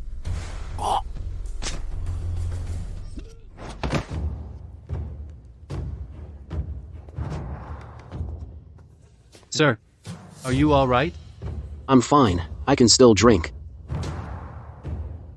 These men are all Fifth Realm experts. Who on earth wants to kill the young master? It's not safe here. We'll talk back at the estate. Let's go. These people are probably from the Shadow Syndicate. It's that most mysterious assassin organization. Exactly. They originated in the Northern Underworld, a top-tier organization of masters. Then who's hiring them to kill? The one I've offended the most is Julian. It's most likely the Left Chancellor's estate behind this. Be extra careful during this time. Don't go out after dark. Understood. Old madam, who do you think it is? I've considered a few suspects, but none seem likely to strike now. I used to think Arthur forming a guard unit was nonsense, but now it seems he truly needs protection. I've instructed Charles to train them rigorously as the young master requested.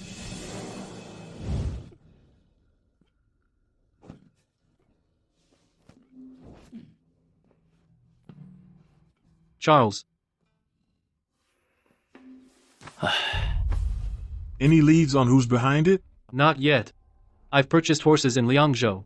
If the capital turns against the young master, you'll escort him away with the cavalry. Old Ghost can't guarantee the young master's safety in the capital. We must have a backup plan. Old Ghost, guarding that roster and those files, doesn't dare leave his post for a moment. If His Majesty gets his hands on the roster of the Internal Affairs Department, and learns of the hidden network spread across the land, Old Ghost is a dead man. The young master will be in danger too. And both we and Blossom Courtyard will be finished. Back then, His Majesty built this estate, forced the young master to grow up here, and named him Arthur, claiming it was all for his own good. We're all tied to the young master now. If it weren't for Old Ghost, guarding that very roster that makes His Majesty wary, we'd both be dead already. In the 6th year of Joy, did she truly give birth at Phoenix Roost Temple? To the late Emperor's third prince? Back then, you were the commander of the Royal Guard, and I was the general of the city defense. Even you didn't know. How would I know? The old madam doesn't know either.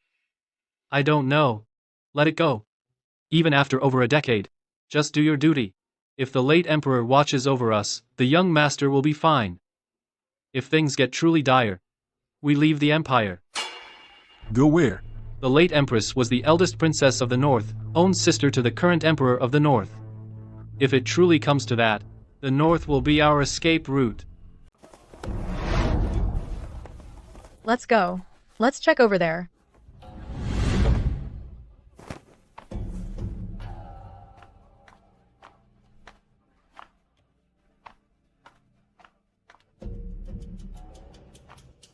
Chief Manager of the Linen Branch Raymond. Greetings, Mr. Pendleton. Mr. Pendleton is renowned throughout Oakhaven. Everyone knows of you. Although I am not learned, I greatly admire your talent. Those are just superficial things. They're not as solid as silver. Excuse me, but today, someone deposited 100,000 silver coins here for me, right? Yes.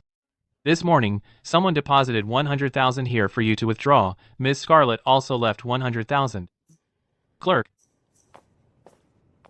Here are 200,000 silver notes.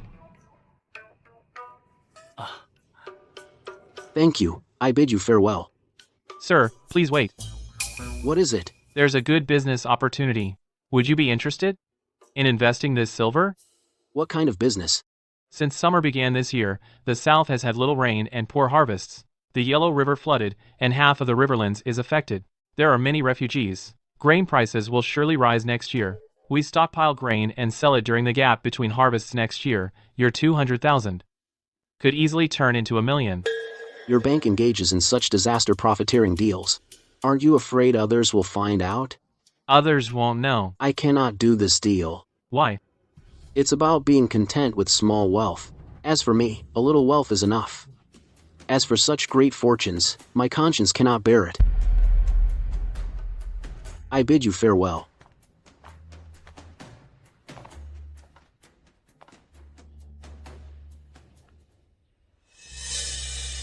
If what he said is true, the South is prosperous while the Riverland suffers a great disaster.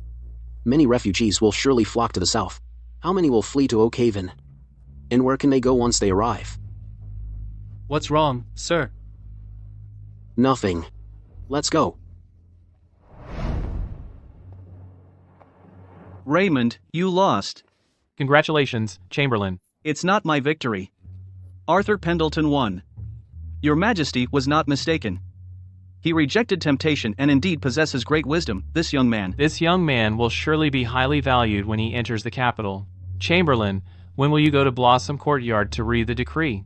Not urgent. Your Majesty ordered me to observe more, so I shall observe more. Young master. Young master. Young master, I checked it out. They're saying Rice in Oakhaven has shot up to $6 a pound. That's 3 times the usual price. Looks like Raymond was right. Young master, you called us?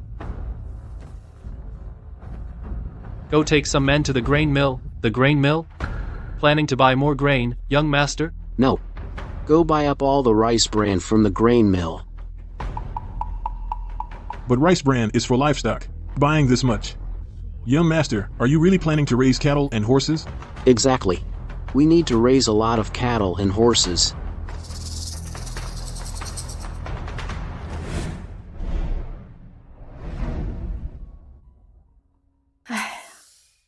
Arthur, are you actually serious about raising cattle and horses? I wouldn't dare hide it from you, Grandma. This rice bran here, it's for the refugees from the Riverlands. Mix it half and half with rice, that's the only way to keep them alive. Once we clear new land next spring, we won't have to worry. That's very thoughtful of you. But all the land at the villa estate is farmed by tenants. If we take in refugees, they'll have no land to work. How are we supposed to support them later? Don't worry, Grandma. I plan to pick out clever and quick-witted people and send them to the blacksmith to forge weapons and armor. We're in dire need of manpower right now. The hill's behind the villa estate. I've been working on explosives lately, planning to blast it all flat. The newly cleared wasteland will also need people to farm it. So instead of saying we're taking in refugees, it's more that we need these workers. I was overthinking. You've thought of everything. You've really matured. I still need your guidance, Grandma. These things I can't help you with. But you're about to enter the capital. About the situation in the capital, I need to give you some advice. Please go ahead, Grandma. Last year, the Northlands was hit by a locust plague. This year, the Riverlands was devastated by floods. The court's relief efforts failed. Rumors are spreading like wildfire. They say Her Majesty, as a woman in power, has brought divine punishment for her illegitimate reign. There are undercurrents swirling within the court. Many are secretly scheming, wanting to force Her Majesty to return power to the imperial Chen clan. After you enter the capital, you must mind your words and actions. Don't let yourself be used by those with agendas. Don't worry, Grandma.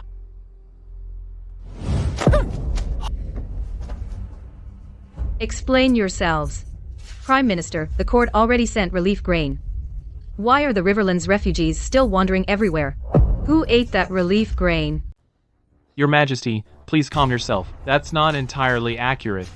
Explain yourself. It's true that the Ministry of Revenue did allocate 1 million bushels of grain to the Riverlands, but the grain was transported by ox cart. From what I've heard, by the time the grain arrived in the Riverlands, the refugees had already left the disaster area. After all, they had to take matters into their own hands, so they couldn't just sit around waiting for court relief. So, are you telling me the relief grain never even reached the refugees? Your Majesty, that is correct. Your Majesty, Lord Thorne is wrong. I believe that grain probably ended up lining the pockets of corrupt officials. With no grain for relief, the people had no choice but to flee. Last year, I executed so many corrupt officials. How dare they still? Do they really dare? Your Majesty, just have the Internal Affairs Department look into it. Right, Chancellor. The Internal Affairs Department must not interfere in politics. Then, Lord Thorne, which department do you suggest should handle this investigation? Naturally, the Ministries of Personnel and Justice. Your Majesty, I still think you should let the Internal Affairs Department take charge. You all may withdraw for now. Yes.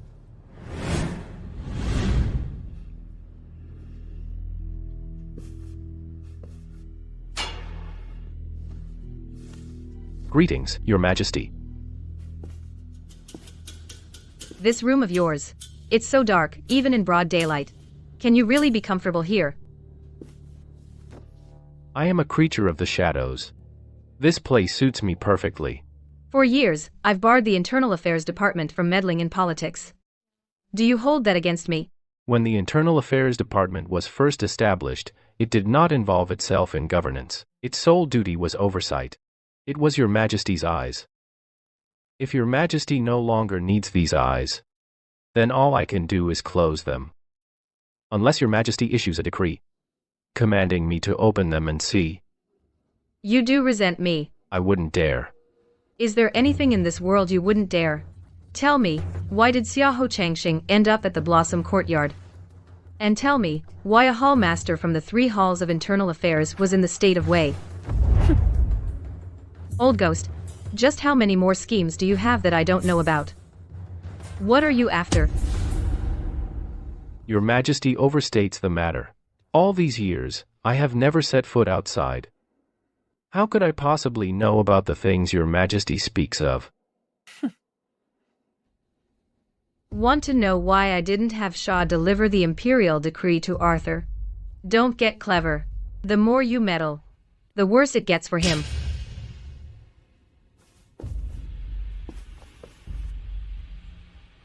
Get ready. Tomorrow morning, you're coming with me for a walk. Yes.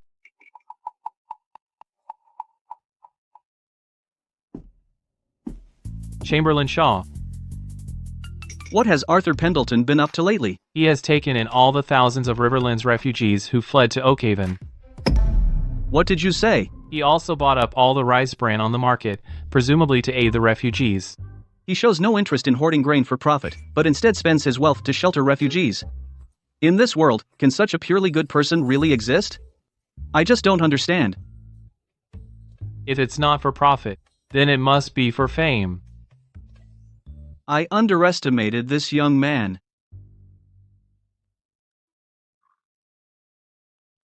Arthur, have you considered that by aiding so many refugees, you might end up losing your entire fortune?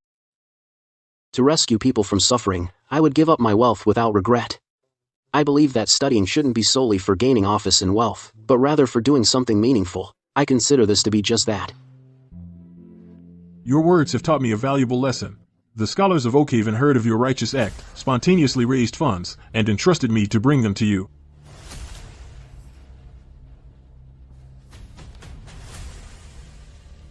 Sir, rest assured, I will make good use of this money. Then I shall take my leave. Take care, sir.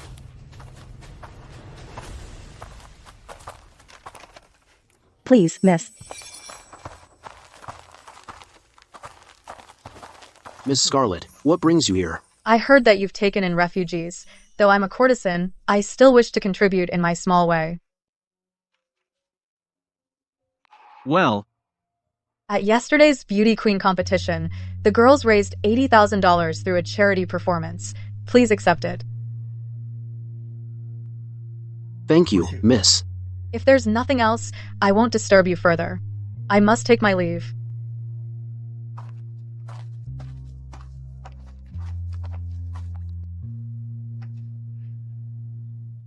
Ruby, do you think what I'm doing is right? You are doing the right thing, young master. You've given the refugees food to eat. All of Oakhaven praises you as a great man. But I did this out of selfish motives. But the scholars and the ladies donated out of genuine kindness. Young master, I don't understand grand principles, but whether it's selfishness or ulterior motives, as long as the outcome is good, isn't that enough? You make a good point.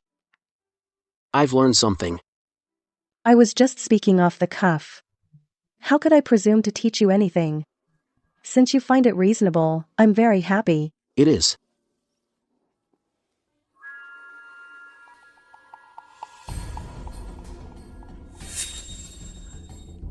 I heard that Arthur Pendleton has taken in all the refugees who came to Oakhaven. What exactly has he done? Your Majesty, Arthur, bought rice bran to reclaim those barren hills. It's definitely not about gaining fame from disaster relief. He genuinely cares for the victims. I believe this person can be put to great use. So you're saying, he's someone who can get things done? Yes. There's too much infighting in the Internal Affairs Department. It's not suitable for Arthur. Your Majesty, the Internal Affairs Department is the way it is because of how I run it. That's why it's in this state. If Arthur takes over, he'll restore its integrity. That's an Internal Affairs Department you can trust. That reason isn't enough. Your Majesty needs a powerful minister, but the Internal Affairs Department needs a capable minister to become clear and just. Someone like me, a powerful minister, Your Majesty will use, but not to the fullest. After Arthur takes over, Your Majesty can then boldly trust and use the Internal Affairs Department. By then, he won't be a thorn in your side anymore, but a sword in your hand. Perhaps. We should ask for his opinion. When he comes later, don't reveal my identity. Master, Mr. Pendleton has arrived. Show him in.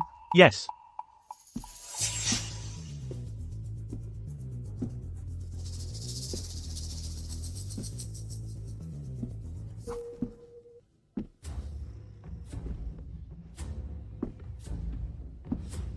Greetings, sir. 2 friends have come. They want to chat with you. Greetings, seniors.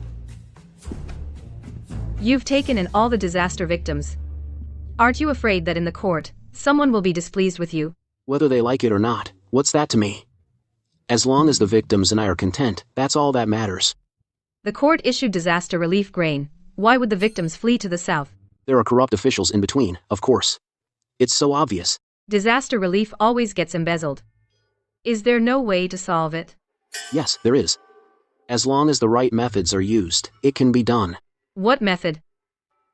This senior, you're so concerned about disaster relief. You must be a court official, right? I'm just concerned about current affairs. Arthur, it's just casual talk. Go ahead and speak. Actually, the method is very simple. Just replace the relief grain with low-quality rice. And ideally, mix in a large amount of rice bran and sand. How can you eat it with sand mixed in? When you're starving, you'd even eat dirt. But low-quality rice mixed with sand, corrupt officials won't touch. Because it can't be sold. Go on. Since there's no profit to be made, they'll then focus their attention truly on disaster relief, and this grain will then be distributed to the victims. And the people will be grateful to the government for saving their lives. It's such a simple concept, yet Her Majesty doesn't get it. Well, women. Long hair, short sight.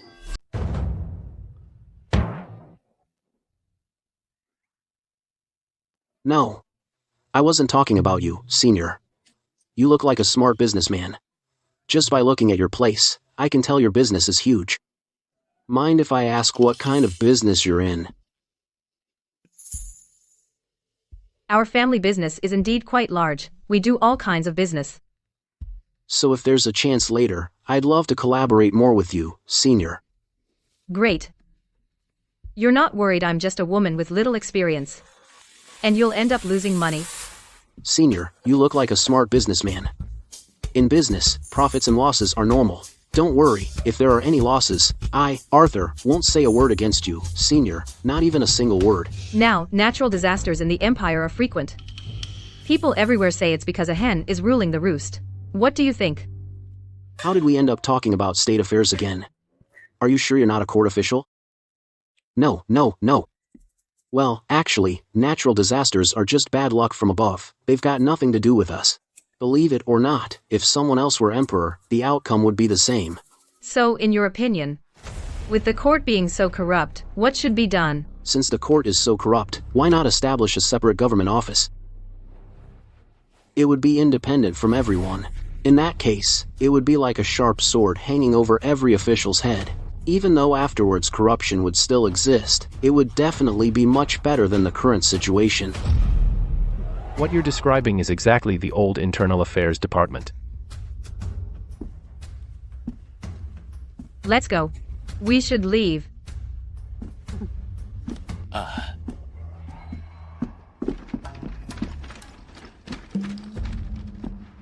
Sir, your two companions clearly come from noble backgrounds. Did I say anything wrong? It's fine. Your strategy today might actually get to her. For the Empire. That would be a good thing. Let's go. Let's have some tea.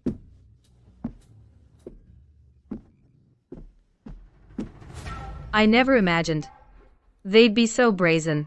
Multiple granaries in the Riverlands have burned down.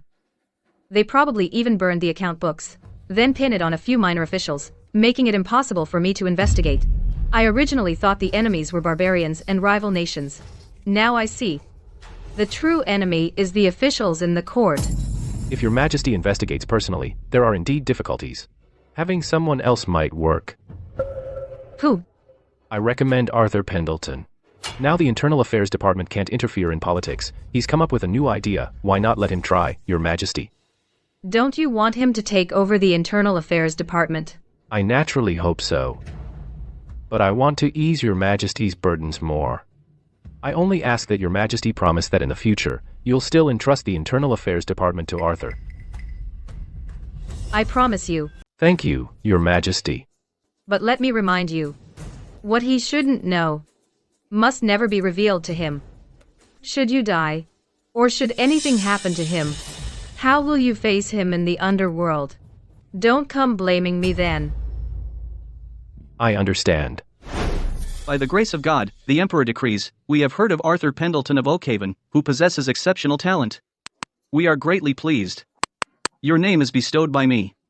Your glory is my glory. Now, breaking with convention, I appoint Arthur Pendleton as Inspector of the Supervisory Department. He shall supervise all officials and have the right to submit memorials.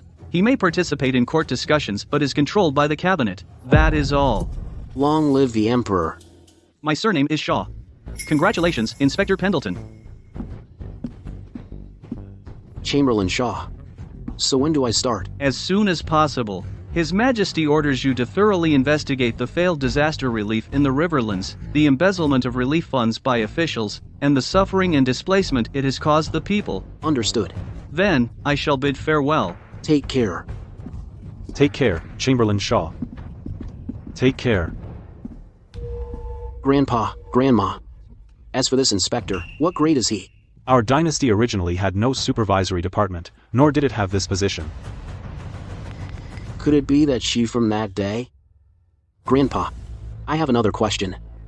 Previously, there was the Internal Affairs Department, which also had supervisory duties.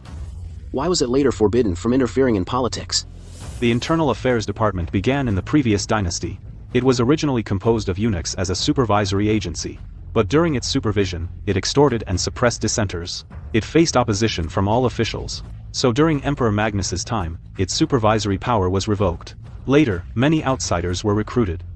Eunuchs gradually decreased, and it faded from the court. To have eunuchs supervise officials was a recipe for disaster from the start. No wonder they stripped it of its power. This inspector can report based on hearsay and participate in court discussions without being managed by the cabinet. Although the power is great, it stands opposite all officials.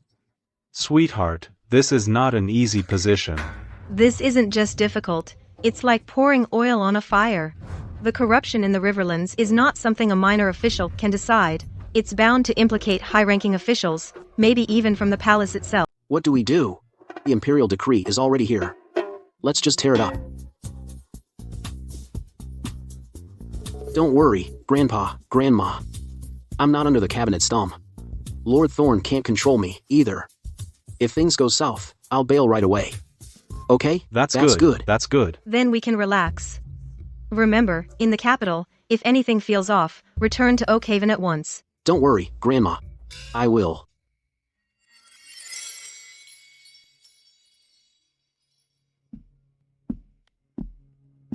Miss. Go pack up, quick. We're going to the capital. What for? My mission here is already complete. Besides, he's going to the capital. So I'm definitely going with him. So you're worried about Mr. Pendleton? You could say that, yeah. Go pack up, then. Yes. Are you saying that the officials from the fire-stricken have all written prefectures to the Oakhaven Blossom Courtyard? Yes, my lord. Exactly. Inspector Pendleton said, if they name the mastermind, they go free, keep their jobs. Only the ringleader dies. Only the ringleader dies. Good. Have my lord get some skilled fighters. Deal with these people. Make sure they're dead. Leave no trace. Too many bodies will bring the Ministry of Justice down on us. Yes. The fight for the Eastern Palace is at a critical point. The second prince is in the capital. He's useless, but Lord Thorne, the left chancellor, will definitely use the relief efforts to target the Duke of Stirling. We can't let these people become leverage. I understand. I'm afraid Inspector Pendleton won't back down. If he takes those letters to the Emperor. Even if those people are dead. I'm afraid. Prepare the carriage. The Duke of Stirling has a new peony painting. I think I'll go admire it. Here. This is the Azurewood Tower. The Azure Token. If you need anything, find them. They can help. Thank you, Grandma. Grandpa. Back in my days at the Imperial Academy, I spent some time there. I know a few people. I prepared this for you.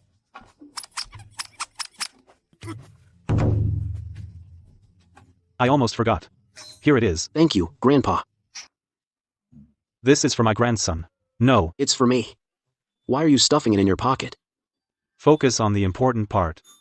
These names on the paper, they may not be my direct students, but they're all exceptionally talented and principled.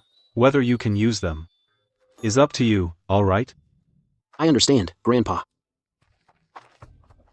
Young master, this is the sword forged to your specifications. The road is not safe. Take it with you. I'll feel more at ease. A fine sword. Ruby. At home, take good care of Grandpa and Grandma. Don't worry, young master.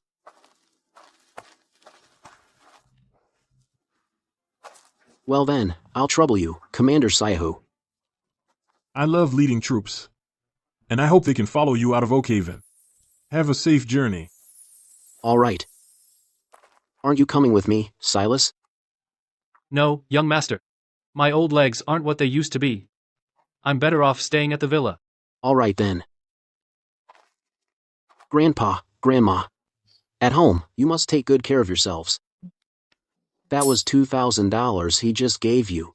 You little rascal. He's gone.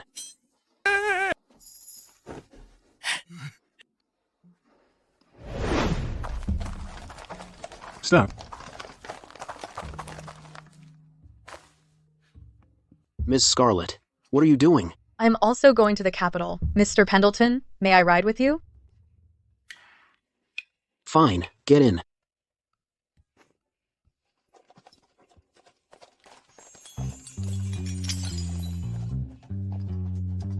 Aren't you going to ask me why I'm going to the capital? Miss, you're not here for me, are you? You rascal, my heart has long been yours. What do you think? Miss. No. Look how scared you are. Don't worry, your fiancé is in the capital. I'll just settle for being your confidant. Miss, why waste your feelings on someone like me? Whether you like me or not is your business. Whether I like you or not is my business. You have no say in it. What a curse. By the way, yesterday at the moon viewing pavilion, I heard that 500 light cavalry from Nanpu Pass are heading towards the south. The commander of that pass is General Shen Shutai of the Celestial Guard. He's Lord Thorne's brother-in-law. See, are you saying they're coming for me? You beat up that Julian Thorne. He couldn't make a move in Oakhaven. He definitely won't pass up the chance on the road. Perfect. Let's test the mettle of my 100 guards. You're not afraid? I'm only afraid they won't send enough men.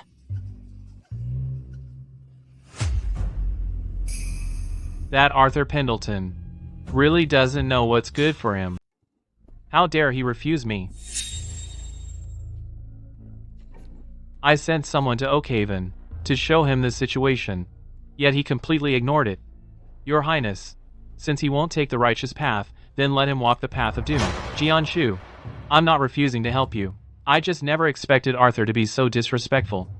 Well, his talent matches that of a great scholar. Even though I haven't met him, I admire him greatly.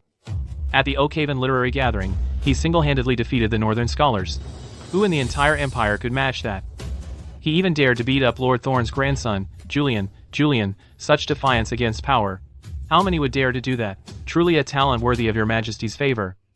Jian Shu, you know what I lack most. I don't lack silver. I lack someone like Arthur. With reputation and talent and wisdom. He refused me. That just proves your Majesty and I are alike.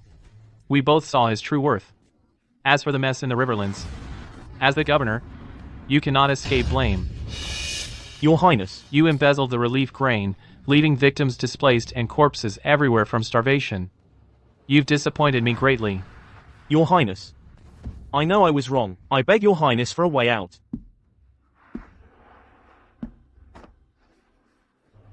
It's not that I won't let you live. It's the wrong souls who starve that demand your life in return. It's the court, from top to bottom, all demanding an explanation. Your Highness, spare my life. Spare my life.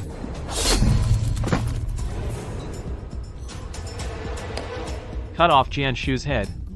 Send it quickly to young Mr. Pendleton. Tell him next winter, I'll enter the capital to celebrate His Majesty's birthday. I'll paint a peony painting and invite him to write a poem on it. Mr. Pendleton, what kind of guard unit is this? They actually routed Shen Shutai's 500 light cavalry with just 100 men? Whether in equipment or quality, they far outclass these men. Could they be? Your men? First battle, and we won. I guess so. But our tactics were still a bit rough, not polished enough. We'll have to go over it with them later. Who's there? Identify yourself. Greetings, young Mr. Pendleton.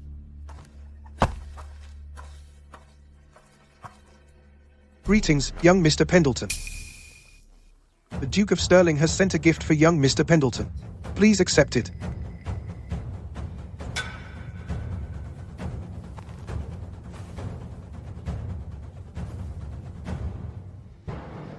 What's this? This is the head of Governor Shang Jianshu of the Riverlands. The Duke offers this as a token of his sincerity. He hopes that at His Majesty's birthday banquet next year, young Mr. Pendleton will compose a poem for the Duke's peony painting. Fine. Go back and tell your Duke I like his gift. If I'm still alive next winter, I'll write that poem for him. Thank you, young Mr. Pendleton. Let's go. What's the Duke's game? Nothing much, really. He's just letting me know that this matter in the Riverlands stops with Shang Jianshu. That's it. A 4th rank official, a frontier governor. And the Duke just throws him away. What a grand gesture. So that's it? We're done investigating? Of course not. Lord Thorne would love nothing more than for me to use this. To fight the Duke to the bitter end. He won't let it slide that easily. Besides, I'm sure my promise to write that poem for the Duke will be all over the place soon. Guess what people with an agenda will think when they hear that? You're on the Duke's side. Smart. I beat up Julian, and I'm on bad terms with the left Chancellor's estate. Now with this on top of it all, it's sure to make Prince Henry even more suspicious of me. The Duke may have lost Shang Jianshu, but he's managed to use someone else to do his dirty work. Then why did you say yes? I ask you, did you dispatch the Internal Affairs Department's strongest ghost shadow army to Arthur Pendleton's side? Your Majesty, I'm barely scraping by. How could there still be phantoms around? If it wasn't the phantoms, how could Shinshutai's 500 elite troops have been wiped out by just 100 of his guards? Your Majesty, even if it were 100 phantoms, they might still have lost. Those were Shinshutai's 500 elite troops. I'd like to ask Your Majesty instead. Shutai mobilized troops privately in broad daylight and tried to murder a court official. Shouldn't Your Majesty punish him? I have already issued an edict. That's not your business. Yes. How could this happen? Shutai actually botched it. Grandpa. This. I just got back. It's all over the capital. What? What happened? Shutai sent men to kill Arthur. What did Prince Henry say? His Highness said His Majesty is preparing to make a statement. We need to sacrifice a pawn to save the king. This morning, His Majesty called the old ghost into the royal study. Not long after, Phoenix Tower sent out 2 cavalry units. One went to South Pass. The other's destination is unknown. His Majesty actually mobilized the Celestial Phoenix Army. That's right. The Celestial Phoenix Army from Phoenix Tower hasn't been deployed for years. This move is unprecedented, His Highness also said. You can allege that Arthur's guards are the Phantom Army. Drag the old ghost into it, and sow doubt with His Majesty. His Highness has another instruction. When His Majesty visited the Riverlands, he did not go to Luoyang. This shows he's displeased with the Duke of Stirling. You can capitalize on this. First, get rid of the Governor of the Riverlands and put our own man in his place. That way, the ministers will know which side to stand with. My lord. News from the Riverlands. Yes.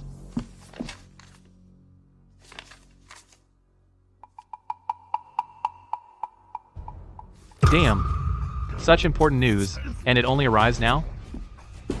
The Duke of Stirling personally beheaded the governor of the Riverlands, Shang Jianshu, and sent the head to Arthur. Not only did he clear himself, he also turned things around. It seems. The Duke of Stirling is also sacrificing a pawn to save the king. After Arthur arrives in the capital, you must go and apologize to him immediately. Why, Grandpa? To win His Majesty's support for the supervisory department, we need results. The Riverlands is full of potential. Let him handle it. Well then, we must set aside our prejudices. Yes. Shutai failed to control his subordinates. He's got it coming. Go and report to His Majesty. I'll make him surrender his general's command. To give His Majesty an explanation. Yes, Grandpa. Now go. A storm is brewing. Your Highness, A secret report.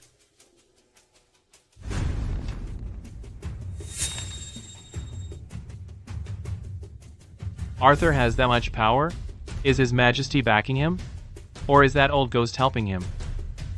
Where is Arthur now? He should reach the capital in about 3 days. Then I will give him a proper welcome. My second brother has been managing the Northlands for years, relying on the left Chancellor's estate to seize land, leaving commoners homeless. Go to Kangzhou. Bring old Madame Dawn to the capital. Tell her the supervisory department is newly established, and young Mr. Pendleton will get her justice. Yes. Then go to the right Chancellor's estate. His cousin is a prefect in the Midlands. Pass on a message. As for the vacant position of inspector for the Riverlands, that's up to him. Yes.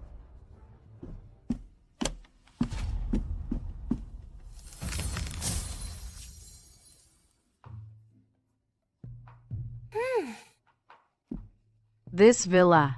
I did my best to decorate it in the southern style. I hope Arthur will like it.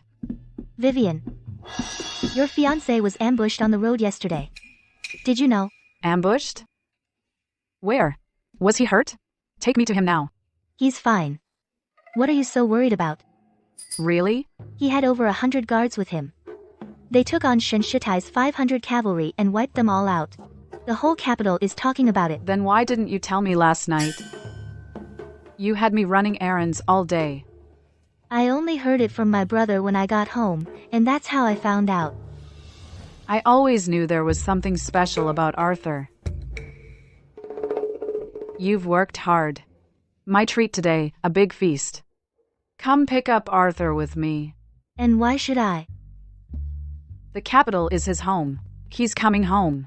He doesn't know the way. I'm going to bring him home, too. Let's go.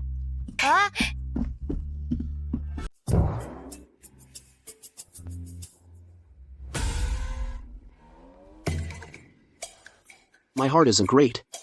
Don't go crazy, okay? Even if you go crazy, it's worth it. We're almost at the capital. Once we're there, with your fiancé around, I won't have a chance to see. Take advantage now and get a good look. Actually, you don't need to be so intense.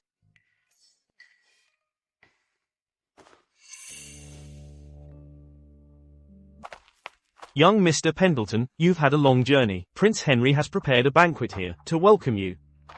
Ben, please lead the way, Chamberlain.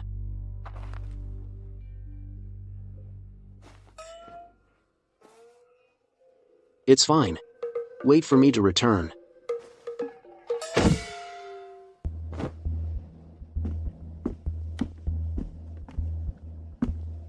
Let's go.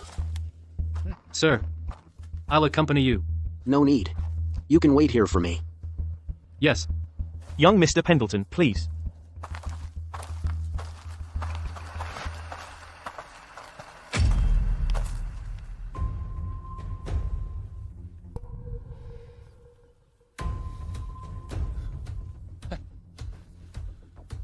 You are indeed a handsome man. Please sit. Thank you. I hurried here before you entered the capital. To tell you, first, the attack on you during your journey has nothing to do with me. I had no knowledge of it. Second, Vivien is your fiancée. I've already made Julian Thorne give up on her. I genuinely want to be friends with you. Thank you for your kindness, Prince Henry, but if your sincerity could be a bit more genuine, I, Arthur Pendleton, would feel much better. I've been so forthright. Do you still feel something is lacking, Arthur? The Duke of Stirling sent Shang Jianshu's head to me to show his sincerity. So, Prince Henry, why not send General Tianquan Shin Shutai's head to me? How about that?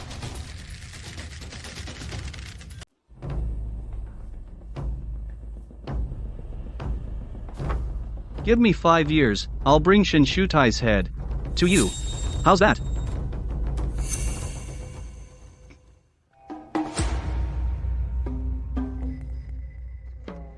You're overthinking this, Prince Henry. What's this general of heavenly authority, or the left chancellor's estate? I don't give a damn about them. They dared to cross me, so they must pay the price. So, they're all gonna die. Your Highness, you're of noble birth. Stay out of this mess. I don't want you caught in the crossfire. That would be unfortunate.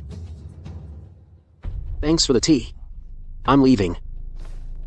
Duke of Stirling. What did he offer you? You don't know me yet, Your Highness.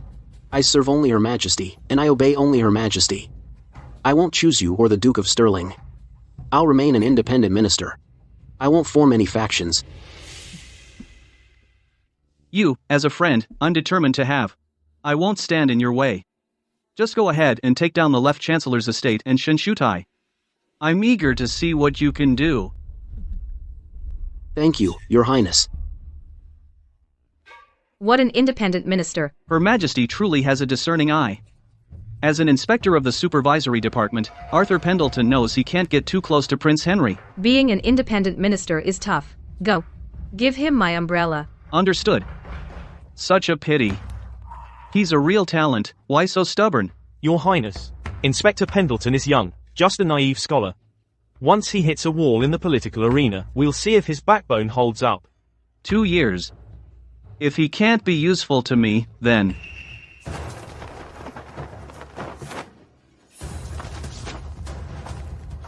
Young Mr. Pendleton. Looks like Her Majesty is serious this time. That guy Arthur Pendleton. I can't touch him so easily now. Long time no see. Chamberlain Shaw. What's this? I've held the imperial parasol for Your Majesty for 16 years. This is the first time I've opened it for someone else. Relax. This is Your Majesty's wish. Your Majesty said it's tough being a lone minister, so I am to escort young Mr. Pendleton into the capital. Long live the Emperor. Long live the Emperor. Tell me, why didn't Your Majesty give it to me while I was still in Oakhaven? Then no one would chase me on the road. Your Majesty didn't bring this parasol to Oakhaven. It's getting late. I'll escort you into the city under this parasol. Okay, Alan. Let's go into the city. All right.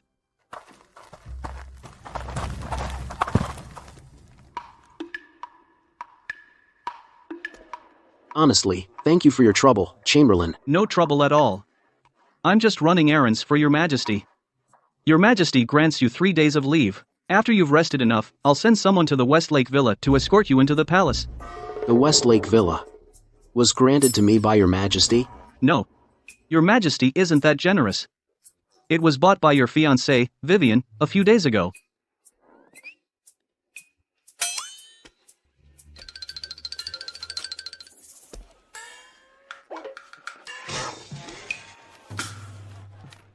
Here, take this as a token of my thanks. I'm a bit tight on funds lately. When I'm more comfortable later, I'll repay you. Mr. Pendleton. The supervisory department is a lean government office. To become comfortable might not be easy. Who says the department is some lean office? Then what is it? It's a hen that only lays golden eggs. You want to get rich through the supervisory department? Chamberlain Shaw, do you think Your Majesty established the supervisory department just to reform official administration? Could it? Isn't that the case? It's both.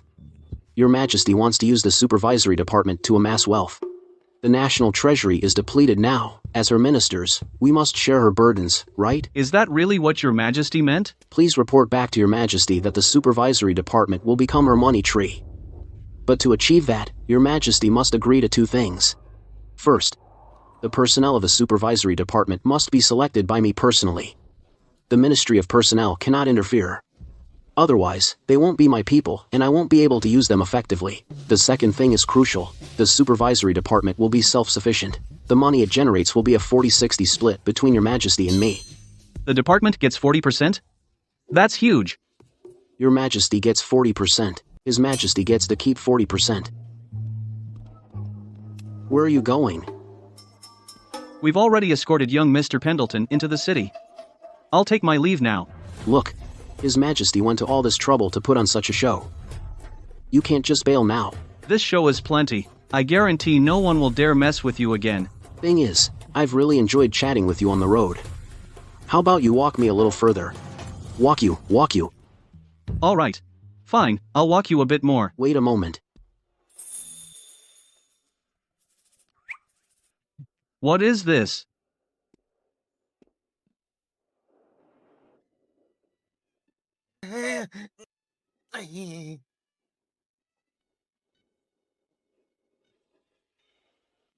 Alan, Yes?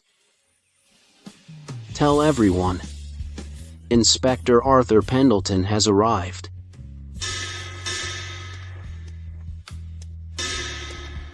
Listen up, everyone. On His Majesty's orders, Inspector Arthur Pendleton has arrived in the capital. Got a grievance? A corrupt official to report? Young Mr. Pendleton will handle it. This young Mr. Pendleton has some nerve. Sir, I gotta say, I kinda like his style. His Majesty set up the supervisory department to root out corruption. As an inspector, you gotta be willing to burn bridges.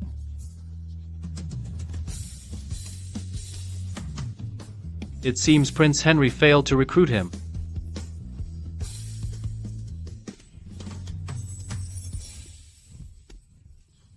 Isn't this a bit too flashy? Never thought His Majesty would roll out the red carpet like this.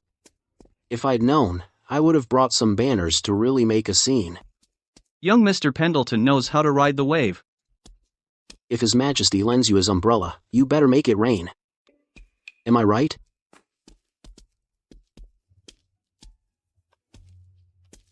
Parading through the streets like that. Who does he think he is? Arthur marches to his own drum. Enough. That's enough, Chamberlain Shaw. You can stop here today. My fiancée is here to pick me up. No need to see me off. No need. Thank you, Chamberlain Shaw. Another day. I'll take you to the brothel. I'll take my leave now.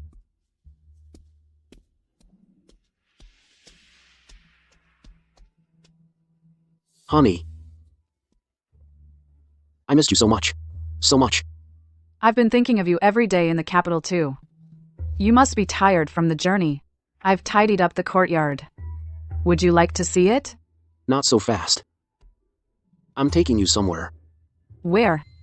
The Left Chancellor's estate. The Left Chancellor's estate. He actually said that? Absolutely. I swear every word is true. That kid's pretty honest. But you're not an outsider. Good that you know. He treats the supervisory department as his personal cash cow. That's outrageous. Punishing corrupt officials is what the supervisory department is for. As for the embezzled property. Shaw. I'm here. After the supervisory department is set up, you'll need to drop in often. Don't interfere with the cases. But you gotta be there for every confiscation. He's too young, he could slip up.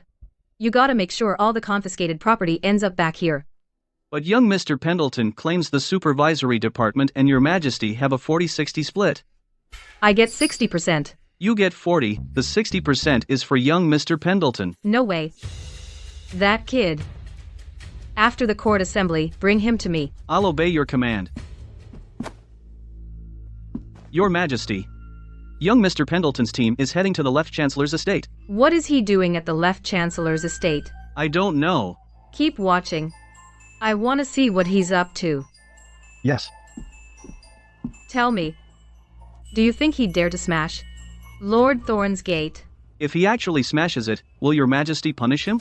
A 4th grade inspector daring to be insolent before a 1st grade official. Of course, I'll punish him. How does Your Majesty intend to punish him? So the old ghost really didn't welcome him into the capital. Not only did the old ghost not go, but the Internal Affairs Department didn't send anyone either. What about Prince Henry? His Highness the Second Prince has returned to the palace. Your Majesty. I have something to say, but I'm not sure if I should. Speak. The Second Prince is 20 now.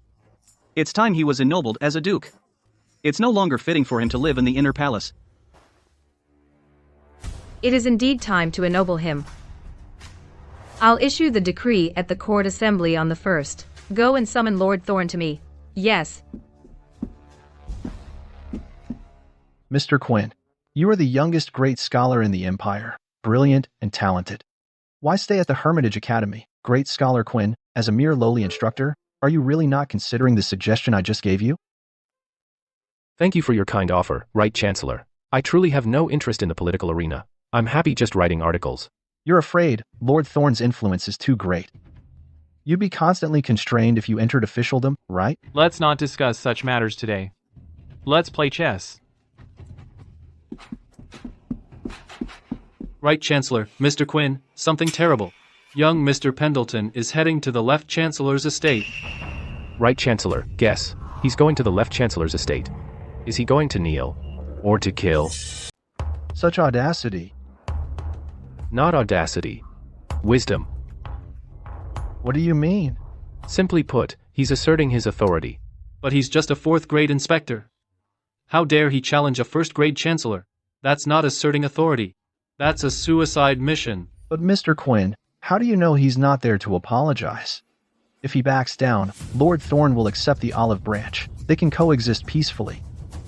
As long as the supervisory department stays out of Lord Thorne's way, he might even help them later. But he's not ready yet. If he confronts him head-on, what chance does he have? That makes sense. But Right Chancellor, remember that the supervisory department answers only to your majesty. If he reconciles with Lord Thorne, is that still the supervisory department your majesty wants? So he has to go, and make it big. He needs the whole capital to know he's taking on Lord Thorne. No retreat. Still too reckless. Why would Lord Thorne fear him? If Lord Thorne retaliates, the court will be thrown into chaos. Elder Vance is an old friend. I can't just watch his grandson-in-law cause trouble. Charles. Yes. You're General Sterling's grandson. Take my token, gather some men, and go check it out. If things get out of hand, step in and mediate for me. Yes. Well then, I'll join the fun too. Right Chancellor. Excuse me. Please.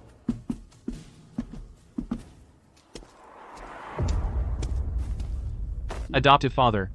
Young Mr. Pendleton has gone to the Left Chancellor's estate. Lord Thorne's wife, Lady Thorne, is there. She's in the estate. Her cultivation is at the lower stage of the first realm.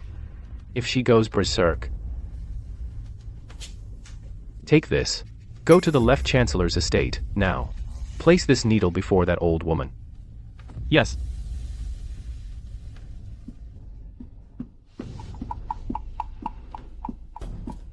Sweetheart, what are you afraid of? Our Thorne family, wife, has weathered every storm. Your grandfather rose from a 7th grade magistrate to 1st grade chancellor. How many did he step on to get there? He's just a 4th grade inspector. What's Arthur Pendleton to us? He bullied you in Oakhaven. I still haven't swallowed that anger. Now he's here. Let's see if he dares to tear down our Thorne family's gate. With me here, Arthur Pendleton. I'm afraid you won't be going back to your home in the capital. Are you really going to smash up the Left Chancellor's estate? The Shen Shutai incident demands an explanation, and our supervisory department needs to make a name for itself. Since Lord Thorne thinks I'm a pushover, then I need to give him a proper response. I support you. You're not scared?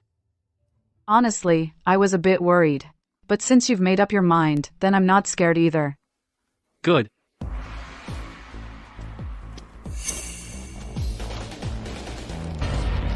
Stop.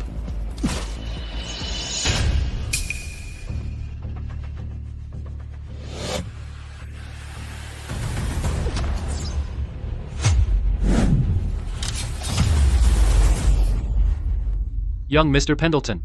You realize this is the capital? Who are you? I'm Charles, General Sterling's grandson. I'm here on behalf of the Right Chancellor. Young Mr. Pendleton, do you know the consequences of this? I don't give a damn. Break it down.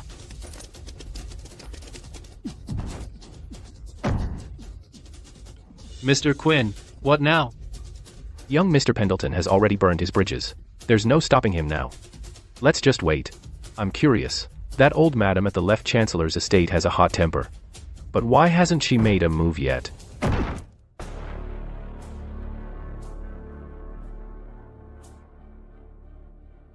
I've knelt before the Buddha for over 10 years. Is it possible that old ghost for Arthur's sake dared to leave that coffin? I don't know. My adoptive father just told me to bring this needle to you. What if I lost it? He said you wouldn't dare. Tell old ghost. This is the last time. That plaque. It's still hanging there. It's an eyesore. Arthur, you dare? Julian. Just watch if my young master dares or not.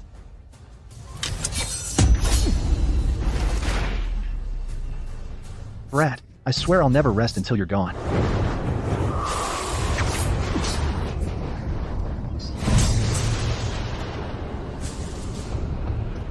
Lady Thorne, you dare?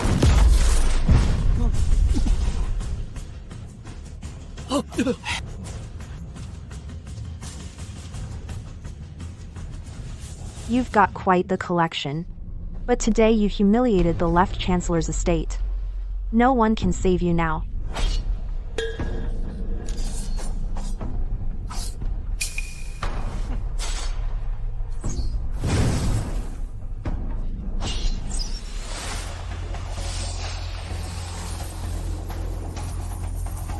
Seamless needle.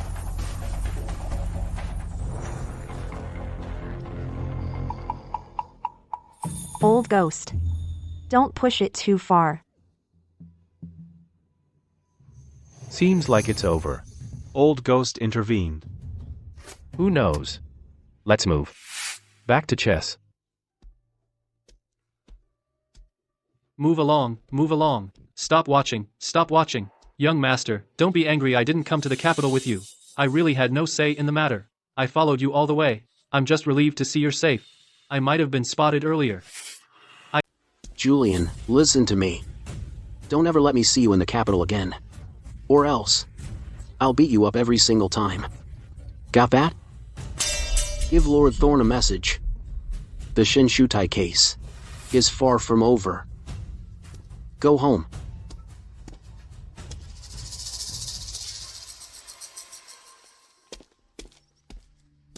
Adoptive father. We smashed it. Totally smashed. Did it go well? It went fairly well. Where's Arthur? He's gone home. Good that he's home. Lord Thorne hasn't returned yet. It seems. Her Majesty is determined this time. What is Her Majesty determined to do? Let someone else do the dirty work.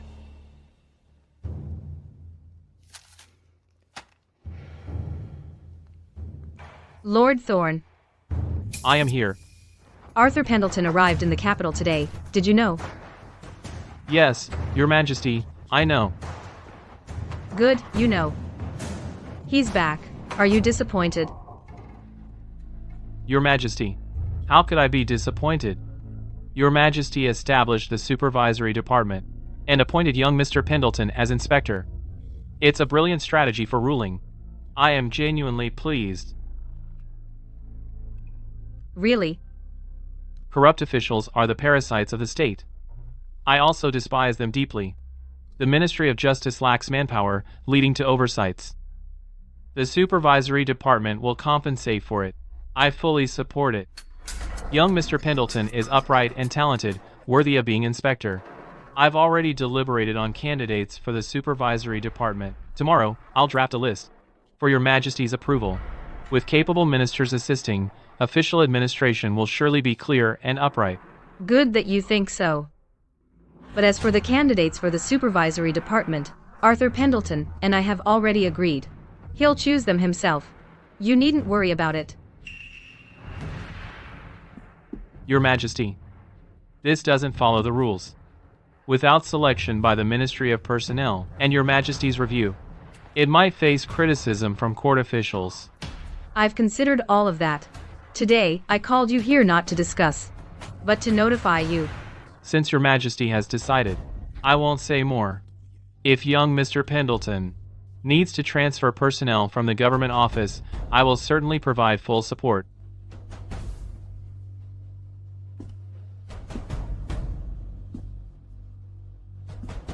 Hearing you say that, I'm reassured. By the way, Arthur Pendleton says he only wants to be a lone minister. In the court of the Empire, there are powerful ministers and capable ministers, but more are incompetent ministers. What's lacking are lone ministers who can get things done.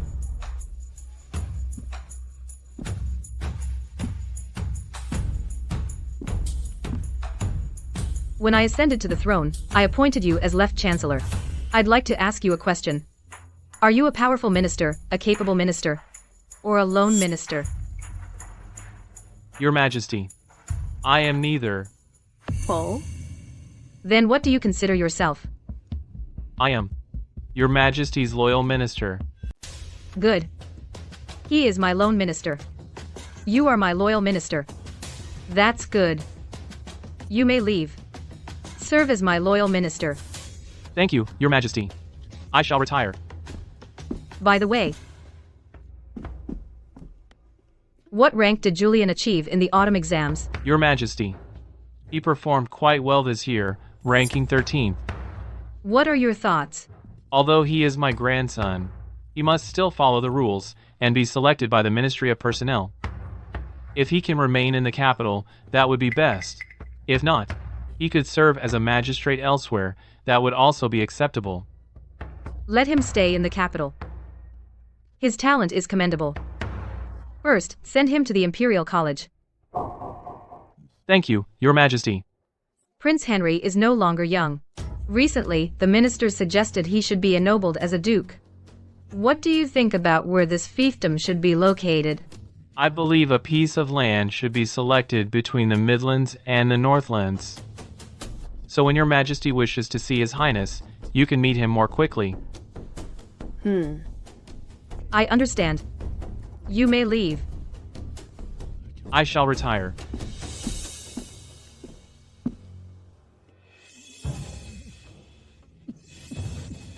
Lord Thorne, your grandson was assaulted. The gate and plaque of the Left Chancellor's estate were dismantled. Will you take action or not? It seems His Majesty deliberately kept me in the royal study. His Majesty's blade was chosen wisely. Since the gate of the Left Chancellor's estate was smashed by young Mr. Pendleton, by convention, the officials in the capital should have visited to offer condolences. However, up to now, none have done so. Now, in the capital, rumors are spreading everywhere. They say the Lord of the Left Chancellor's estate is likely losing his influence. This is how unpredictable the world is. Who could have imagined that the political situation could be influenced by a youth who just arrived in the capital to such a subtle degree?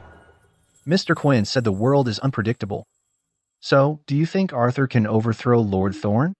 Lord Thorne is not that simple.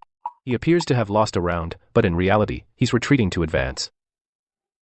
What do you mean by that? He must have guessed that Her Majesty wanted to reprimand him, which is why he endured Arthur's provocation. The supervisory department needs to select personnel, but ultimately, it must go through the Ministry of Personnel. When the time comes, if the subordinates pay lip service, how will young Mr. Pendleton handle it?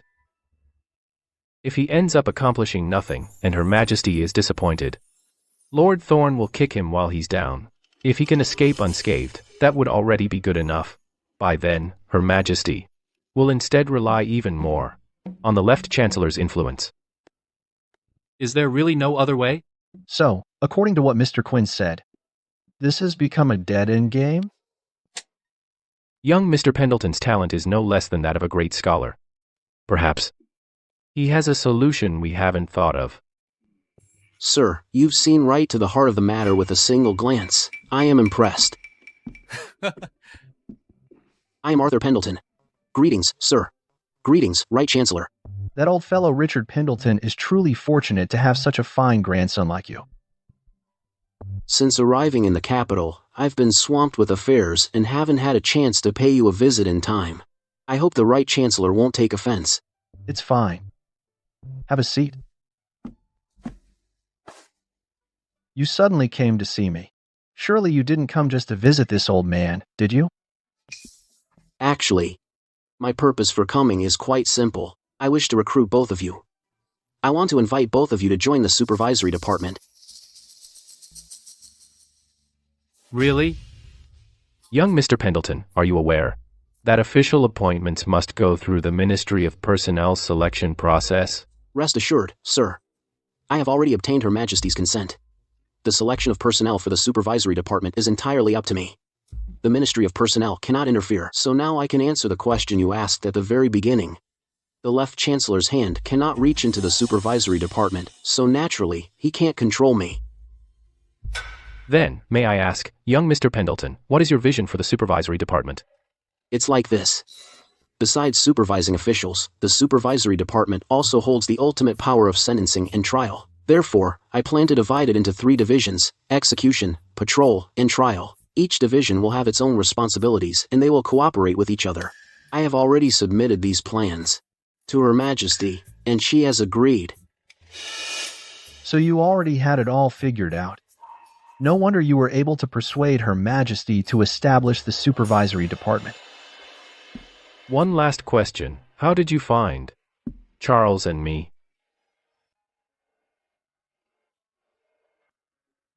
Actually, when I came here, my grandfather gave me a list. Both of your names were on it. Old Richard Pendleton, nicely done. I, Charles, am willing to join the supervisory department. What do you think, sir? You didn't want to be an official before because you feared Lord Thorne's interference.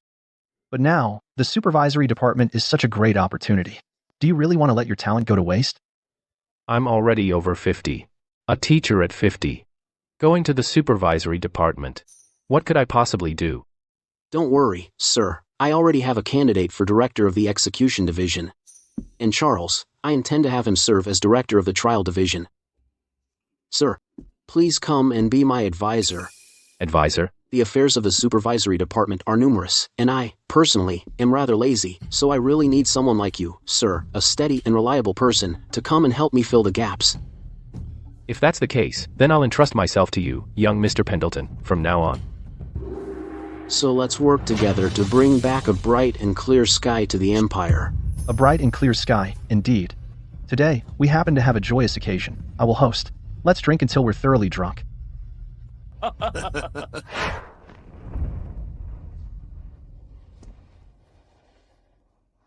Blossom Courtyard. It doesn't have the scale of Blossom Villa. Calling it Blossom Courtyard is more fitting. That's a good name. Right, now we're in the capital. Should we visit the general's estate? I heard that when I entered the capital, he volunteered to leave the capital on a mission. That's fine too. We haven't seen each other for so many years. It saves us the awkwardness of meeting. This is your home in the capital.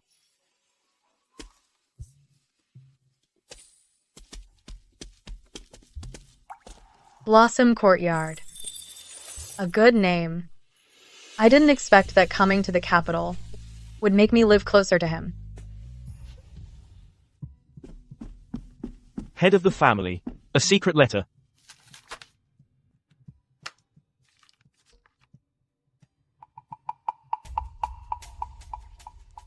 Looks like the establishment of the supervisory department is unstoppable now. Since my people cannot get in, then these people are no longer needed. Notify the Shadow Syndicate to take care of these 38 people. Yes.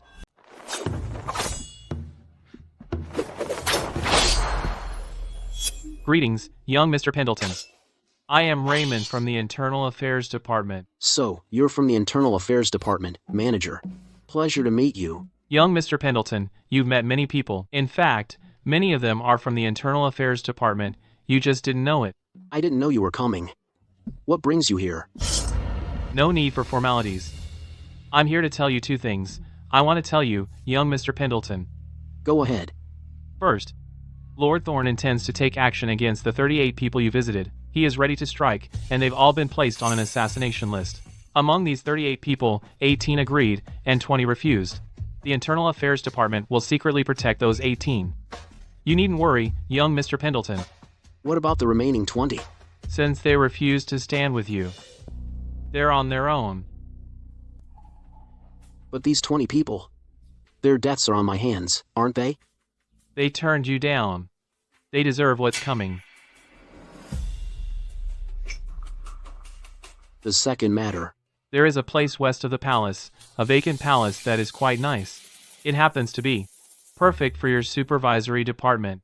If His Majesty disagrees, there's a decent abandoned estate up north. That one's good too. Young Mr. Pendleton, you might consider them. Wait. Why is Old Ghost helping me? Actually, my adoptive father has always been watching over you. Ever since you stayed at the Blossom Courtyard, my adoptive father actually hoped you'd stay there for the rest of your life. Carefree and happy. Content with small wealth. Now that you've come to the capital, he is happier than anyone. My adoptive father hopes you understand, young Mr. Pendleton. Throughout the entire capital, the Internal Affairs Department will always have your back. My adoptive father will also always be the one you can trust the most. Why should I trust him? That, I cannot tell you yet. If you have doubts, you can write to your grandmother and ask. I believe she will give you the answer. One last question. Why recommend those two places to me? Because they're closer to the Internal Affairs Department. Thanks.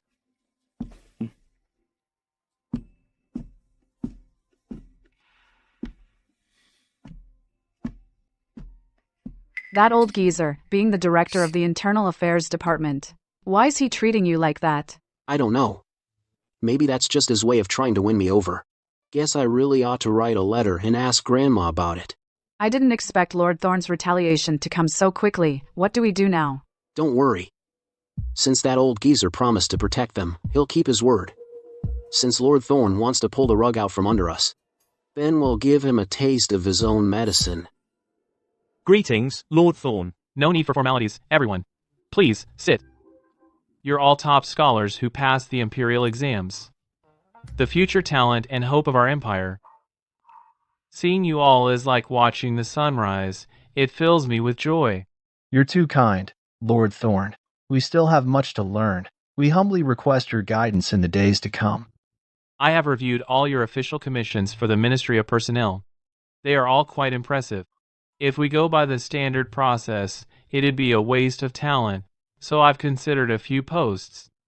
What do you all think? I believe we should follow Lord Thorne's lead. We are at your command, Lord Thorne.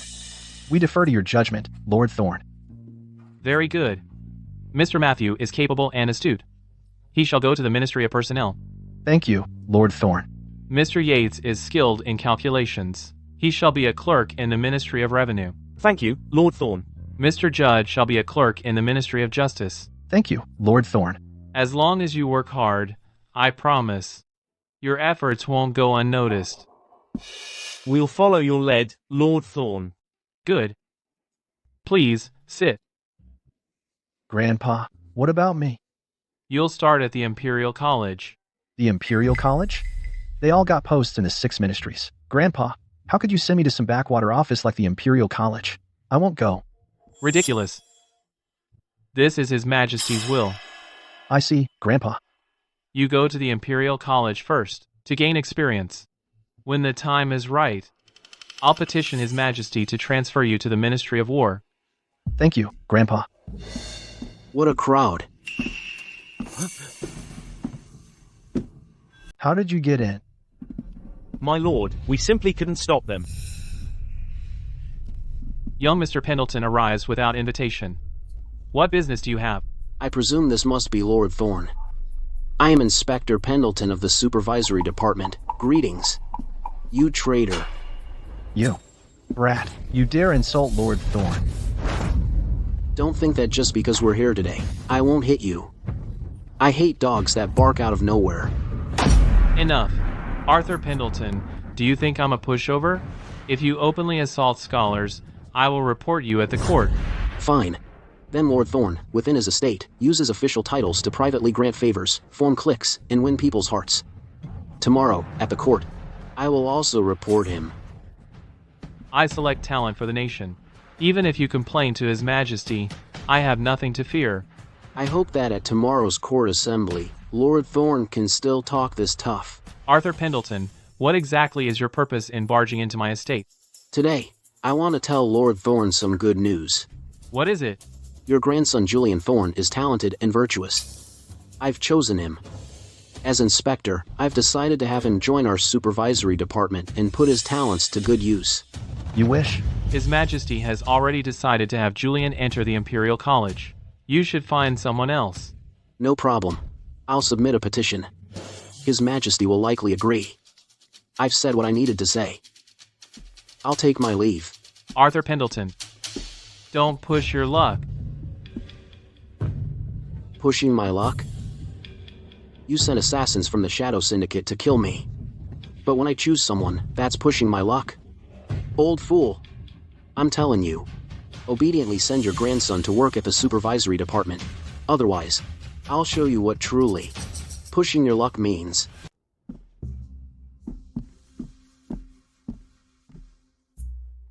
How dare you? How dare you? Outrageous. How could you do this? This is unbelievable. My apologies for the scene. I'm not feeling well. You should all head back.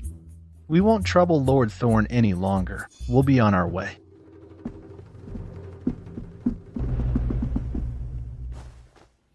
Grandpa, we must find a way.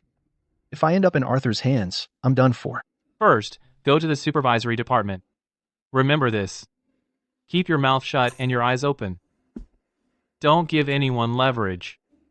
Yes. It's my first time at court. Think before you speak. Don't be too impulsive. Relax. I know what I'm doing. Young master, it's time for court. Let's go. Hurry. Don't be late for your first assembly.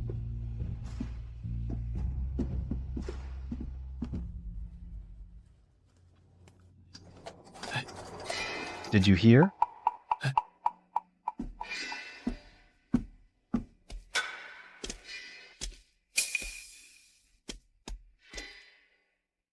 He's here. Gentlemen, I'm Inspector Arthur Pendleton. From now on, we're colleagues. I'm new to the political arena. I don't know all the rules yet. If I step on any toes, I'll need your guidance and your patience. Where does this esteemed official serve? To answer you, Mr. Pendleton, I am a subordinate 6th grade director of the Revenue Bureau. So you're the director of the Revenue Bureau. My apologies. The Ministry of Revenue is a good place. It has plenty of lucrative profits. Sir, you shouldn't speak so recklessly. As a subordinate 6th grade official, what lucrative profits could I have? You entered the political arena and immediately became chief of the supervisory department, so your prospects are boundless. Indeed, my prospects are boundless.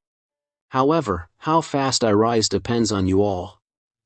The more you embezzle, the more I investigate, and the faster I rise. A word of advice, don't let me get any leverage on you, otherwise, begging on your knees and calling me daddy won't help you then. Inspector Pendleton, as a court official, you should mind your words and actions. Where does this esteemed official serve? Not saying, huh? With such a big reaction, you're probably dirty. I've memorized your face, so be careful from now on. I am Minister Stone, Minister of Justice. I'd like to see how you investigate me. A word of advice. Excessive frivolity brings disaster, so you should restrain yourself. Then I'll offer Minister Stone a word of advice. He who steals will be caught. Whether Minister Stone has stolen, I believe you know. Better than anyone. You sharp-tongued brat. Let's see if you catch me, or I catch you. Everyone, shut your mouths. Right, Chancellor. Arthur, my boy. What you said earlier, I quite agree. Supervising all officials is the very mission of the supervisory department. I am no exception. From now on, feel free to act boldly. If you need any help, come find me at the cabinet. I won't hesitate to help. If there's any official who doesn't cooperate, then don't blame me for playing rough. The Right Chancellor has always supported the Duke of Stirling. Why is he helping Arthur so much? Could it be Arthur and the Duke have already joined forces?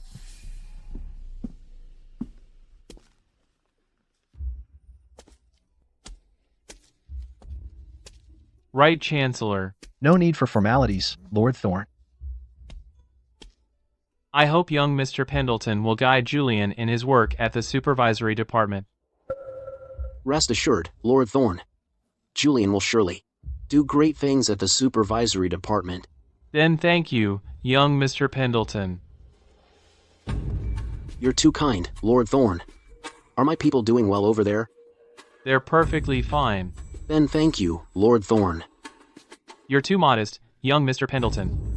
After you. After you, Lord Thorne, Right Chancellor. Arthur, my boy. His Majesty places great importance on the Supervisory Department. You need to produce results quickly. So tell me, have you figured out where to start?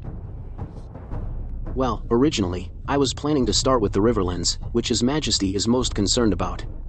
I heard officials from the Ministry of Justice have already been dispatched to the Riverlands. Minister Liao, why is that? The Riverlands case can't wait. The Supervisory Department has just been established. It'll take months to be fully operational. Time waits for no one. Yesterday, Minister Stone from the Ministry of Justice brought it up to me, so I agreed. This isn't about stealing your credit. Whatever they uncover, they'll let you know. You just need to fill the gaps. Lord Thorne feels the same. The case in the Riverlands is significant, I also believe. It's best for the Ministry of Justice to investigate first. It's rare to see you both so devoted to our country. I will follow your lead. Good.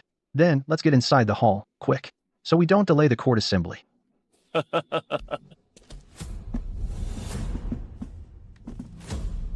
Right Chancellor. Where should I stand? Today, His Majesty will announce the establishment of the Supervisory Department. Just stand behind the two of us.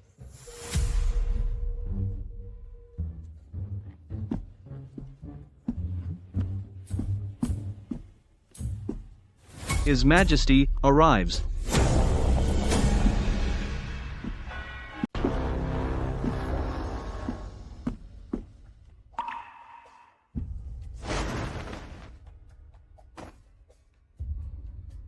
We pay our respects to Your Majesty.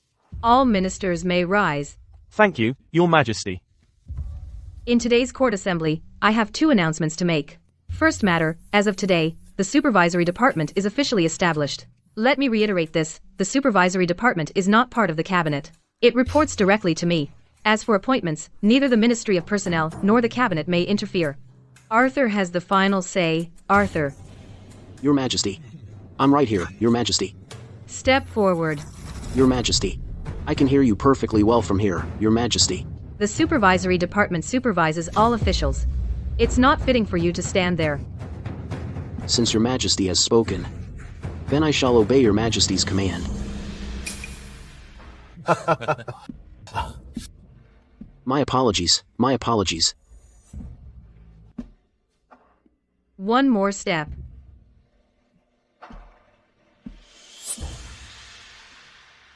The left and right chancellors are my right-hand men. Recently, I heard you've had a conflict with Lord Thorne. You are in the wrong here. Yes. You possess exceptional talent. How is it that upon arriving in the capital, you immediately clash with Lord Thorne? Lord Thorne has served the nation tirelessly for a lifetime. If not for merit, then for his sheer toil. He should be enjoying his twilight years. But I have no suitable candidate to succeed him as Left Chancellor. I can only ask him to endure another year or two. I appreciate Your Majesty's consideration. You have worked hard all these years. Arthur. I am here, Your Majesty. You and Lord Thorne should make peace. Yes. Lord Thorne, it was just a minor misunderstanding, so don't take it to heart. I have long since put the matter out of my mind. Good. One of you is a loyal minister, the other a lone minister. But both are my capable ministers. Whether you can become friends or not, at least keep things out in the open. And do not resort to underhanded tactics. Yes. The second matter. Shaw, here, summon Prince Henry for an audience. Yes. Arthur, I am here, Your Majesty. I have built the empire for 17 years. Fought the 4 nations, pacified the north, driven out the barbarians, moved the capital to the capital. So that the emperor guards the gates. I had hoped for peace on earth. But after traveling incognito this time, and seeing the plight of the refugees in the Riverlands, my heart aches deeply. After returning to the capital, they said it was a natural disaster, and even if there were corrupt officials, they were only a few, but I know. They are lying. But I do not know who among all the officials is honest and who is corrupt. Because I am blind. And they have blinded my eyes. You can still see clearly. So tell me, why do they deceive me? And why do they dare to lie to me? Well, Your Majesty, since they dare to deceive the Emperor, I suggest we execute them all. This. Oh my god, what do we do now? Is he out of his mind? Your Majesty knows full well that you can't possibly execute them all. So what do we do now? Since Your Majesty asks, I'll dare to speak my mind. I think the problem starts with Your Majesty. You stand at the highest position and have sat on the throne the longest, yet you're still letting your ministers blind you. That shouldn't be happening. Go on. I believe you should listen to both sides, not just one. I do not believe that all the officials are treacherous scoundrels. It's just that their voices never reached Your Majesty. Or maybe someone is blocking them. Lord Thorne, look what you've done. You can't just block everyone's voice, you know? At least let His Majesty hear the truth, won't you? Lord Inspector Pendleton, I thought... We just made peace. Lord Thorne, I'm not just after you. Rather, I'm targeting everyone present. Treacherous ministers are never just one, but a group. So, who's the head of these treacherous ministers? Of all the officials, who do you think is the head? Is it you? Lord Inspector Pendleton? You can't just say that. Heaven sees all. Lord Thorne, did I say anything wrong? As a 4th grade inspector, you need evidence to back up your claims. No need to worry, Lord Thorne. I will definitely present the evidence you least want to see. Arthur, His Majesty established the supervisory department, not for you to act recklessly, but to investigate treacherous ministers and speak facts. Ultimately, you must still rely on the law, right? Minister Liao is correct. Lord Thorne, then you better destroy this evidence quickly. Don't let me catch you. Then I look forward to Inspector Pendleton investigating soon. It will clear my name. Excellent. Everyone heard that, right? It was Lord Thorne who actively requested that our supervisory department investigate him. This is the awareness a 1st grade chancellor should have. I give you all 10 days. What for? You can reflect on the past and contemplate your mistakes. After 10 days, I'll give you 5 more. You can use them to turn yourselves in at the supervisory department. Those who turn themselves in within the deadline will have their crimes reduced by 1 degree. As for those who report others, their crimes will be reduced by another degree. But if anyone puts up a desperate fight, their crimes will be increased by 1 degree. I, Arthur Pendleton, keep my word. If you don't believe me, you can ask Lord Thorne. Your Majesty, I humbly request that for all cases involving court officials, the Ministry of Justice shall have no authority to review them. They shall all be tried by the Supervisory Department. For all documents the Supervisory Department requests, all departments must cooperate unconditionally. For all officials, the Supervisory Department summons, the directors of all departments must not use any excuse to refuse. What am I gonna do? Such an outrageous demand. Your Majesty. How? Inspector Pendleton, that glare of yours. How dare you, in front of His Majesty, attack me? Lord Thorne, control your mutt. Inspector Pendleton, we're colleagues in the court. I hope you'll watch your tongue before His Majesty. Show some restraint. Fine. I was originally thinking of letting it go. I wanted to spare him on account of you. Since he's not your dog. Then whose dog are you, huh? I am the dignified Minister of Justice. You are too insolent. You are the insolent one.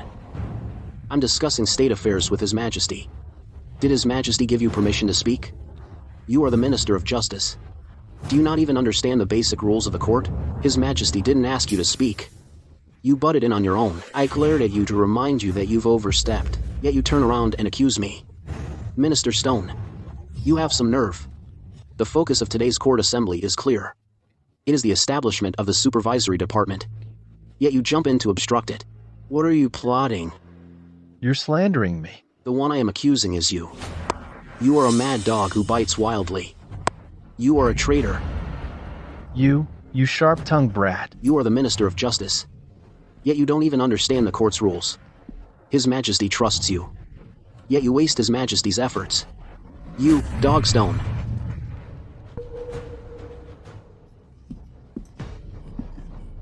Speak up. Who is your master? Who doesn't want the supervisory department to be established, and who wants to deceive His Majesty? I. Dogstone. You disregard the law. You don't respect His Majesty. You disrupt the court's order. You harbor ill intentions. You deserve to die.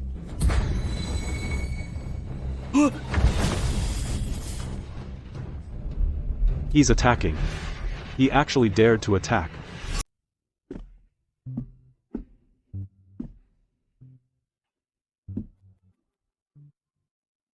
Calm down, Lord Thorne. I just have one question. This Minister Stone disrespects his superiors and deceives your Majesty. Doesn't he deserve to die? Well, His Majesty will decide. So dare I ask, Lord Thorne, here in this court, who else is deceiving your Majesty? His Majesty is the Son of Heaven. Who would dare deceive His Majesty? So, according to you, Lord Thorne, His Majesty was just lying? You. Your Majesty. I absolutely did not mean that. Then, Lord Thorne, please explain.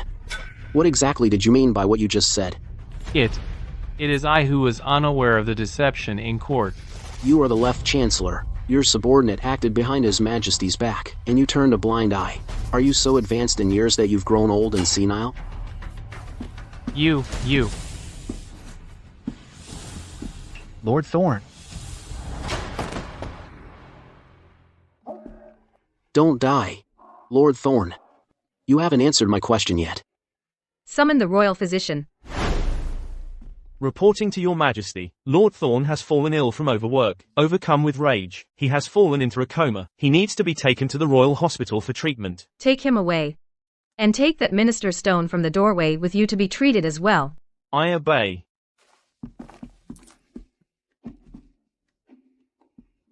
Is Lord Thorne all right? Lord Thorne is seriously injured. Your Majesty, I have something heartfelt to say. Draw close to the virtuous and distance the vile. This is why the previous dynasty prospered. Draw close to the vile and distance the virtuous. This is why the later dynasty declined. I was a bit impulsive earlier. But in my eyes, there is no room for such villains. Minister Stone here, as the Minister of Justice, does not hold your Majesty in regard. If your Majesty can tolerate this, I cannot. Two officials collapsing in one court session. One, the Minister of Justice. The other, the esteemed Left Chancellor. I was just a commoner, living a carefree life in Oakhaven. You gave me the name Arthur. Arthur, as my courtesy name. I originally planned to follow your Majesty's will, to live out my days in Oakhaven, content with small wealth. But your Majesty did not deem me despicable and lowered yourself to consult me on current affairs. You listened to my advice, and newly set up the supervisory department to rectify the corrupt official administration. I know full well the hardships of the sea of officialdom, and even more so the hardship of a lone minister. Yet I vow to execute the treacherous, sweep away the foul mess of the court, and restore a clear and bright world. This is my heartfelt desire to serve your Majesty. I am willing to give my all until my dying day. I only hope your Majesty will grant my request for the 3 absolutes. In 3 to 5 years, I will surely return to your Majesty, the most pragmatic, incorruptible, and efficient court. Granted. Thank you, Your Majesty. I pay my respects to Your Majesty. Rise. I summoned you because you're now 19, and it's time you were ennobled as a duke and left the capital.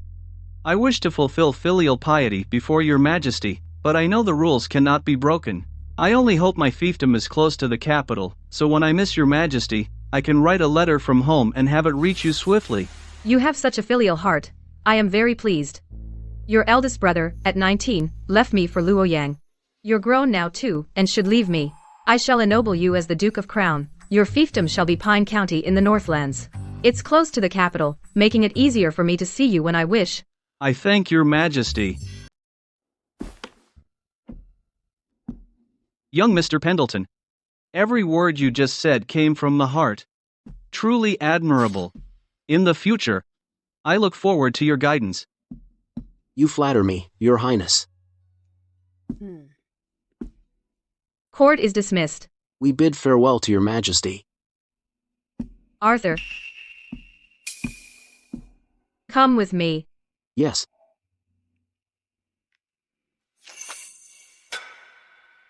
How come your supervisory department has 160 men?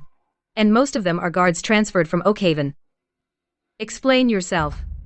Your Majesty. The supervisory department monitors officials nationwide. When they're out on cases, they need protection, right? And besides, the supervisory department's salaries aren't paid by the Ministry of Revenue. We agreed before, 60 for me, 40 for you. The harvest is coming soon. No need to worry, Your Majesty.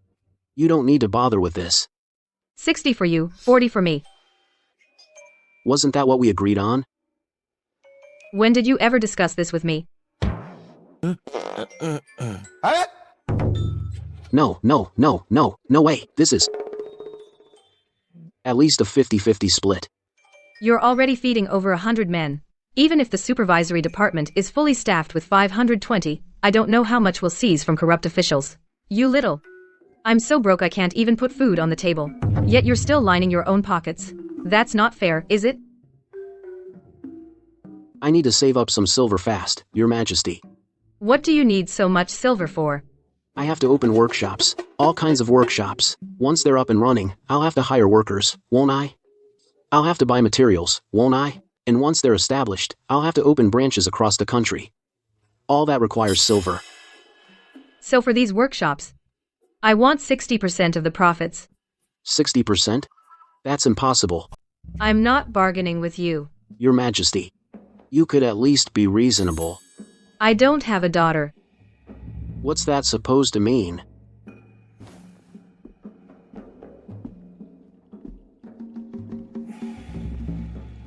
I really like Vivien. I plan to adopt her as my daughter. She's the most talented woman in the Empire. I'll grant her the title Princess Serenity. When you get married, I'll grant you a lavish dowry. Fine. Then the profits, Your Majesty gets 60%. I get 40%. But the title of Princess Serenity, I'm not too keen on it. What do you think would be a good name? Just call her Princess Joy. I hope she is safe and happy. Granted. After your supervisory department achieves something, I'll grant you a noble title. Otherwise, how can you be worthy of Princess Joy? Thank you, Your Majesty. Guys, starting today, our supervisory department is officially in business. Greetings, Lord Inspector. We're all brothers here. No need to be so formal. Julian, step up. Do your best.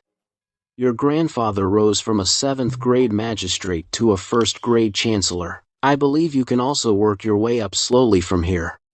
Thank you for your guidance, sir. Though you lack scholarly depth, you still have some foundation.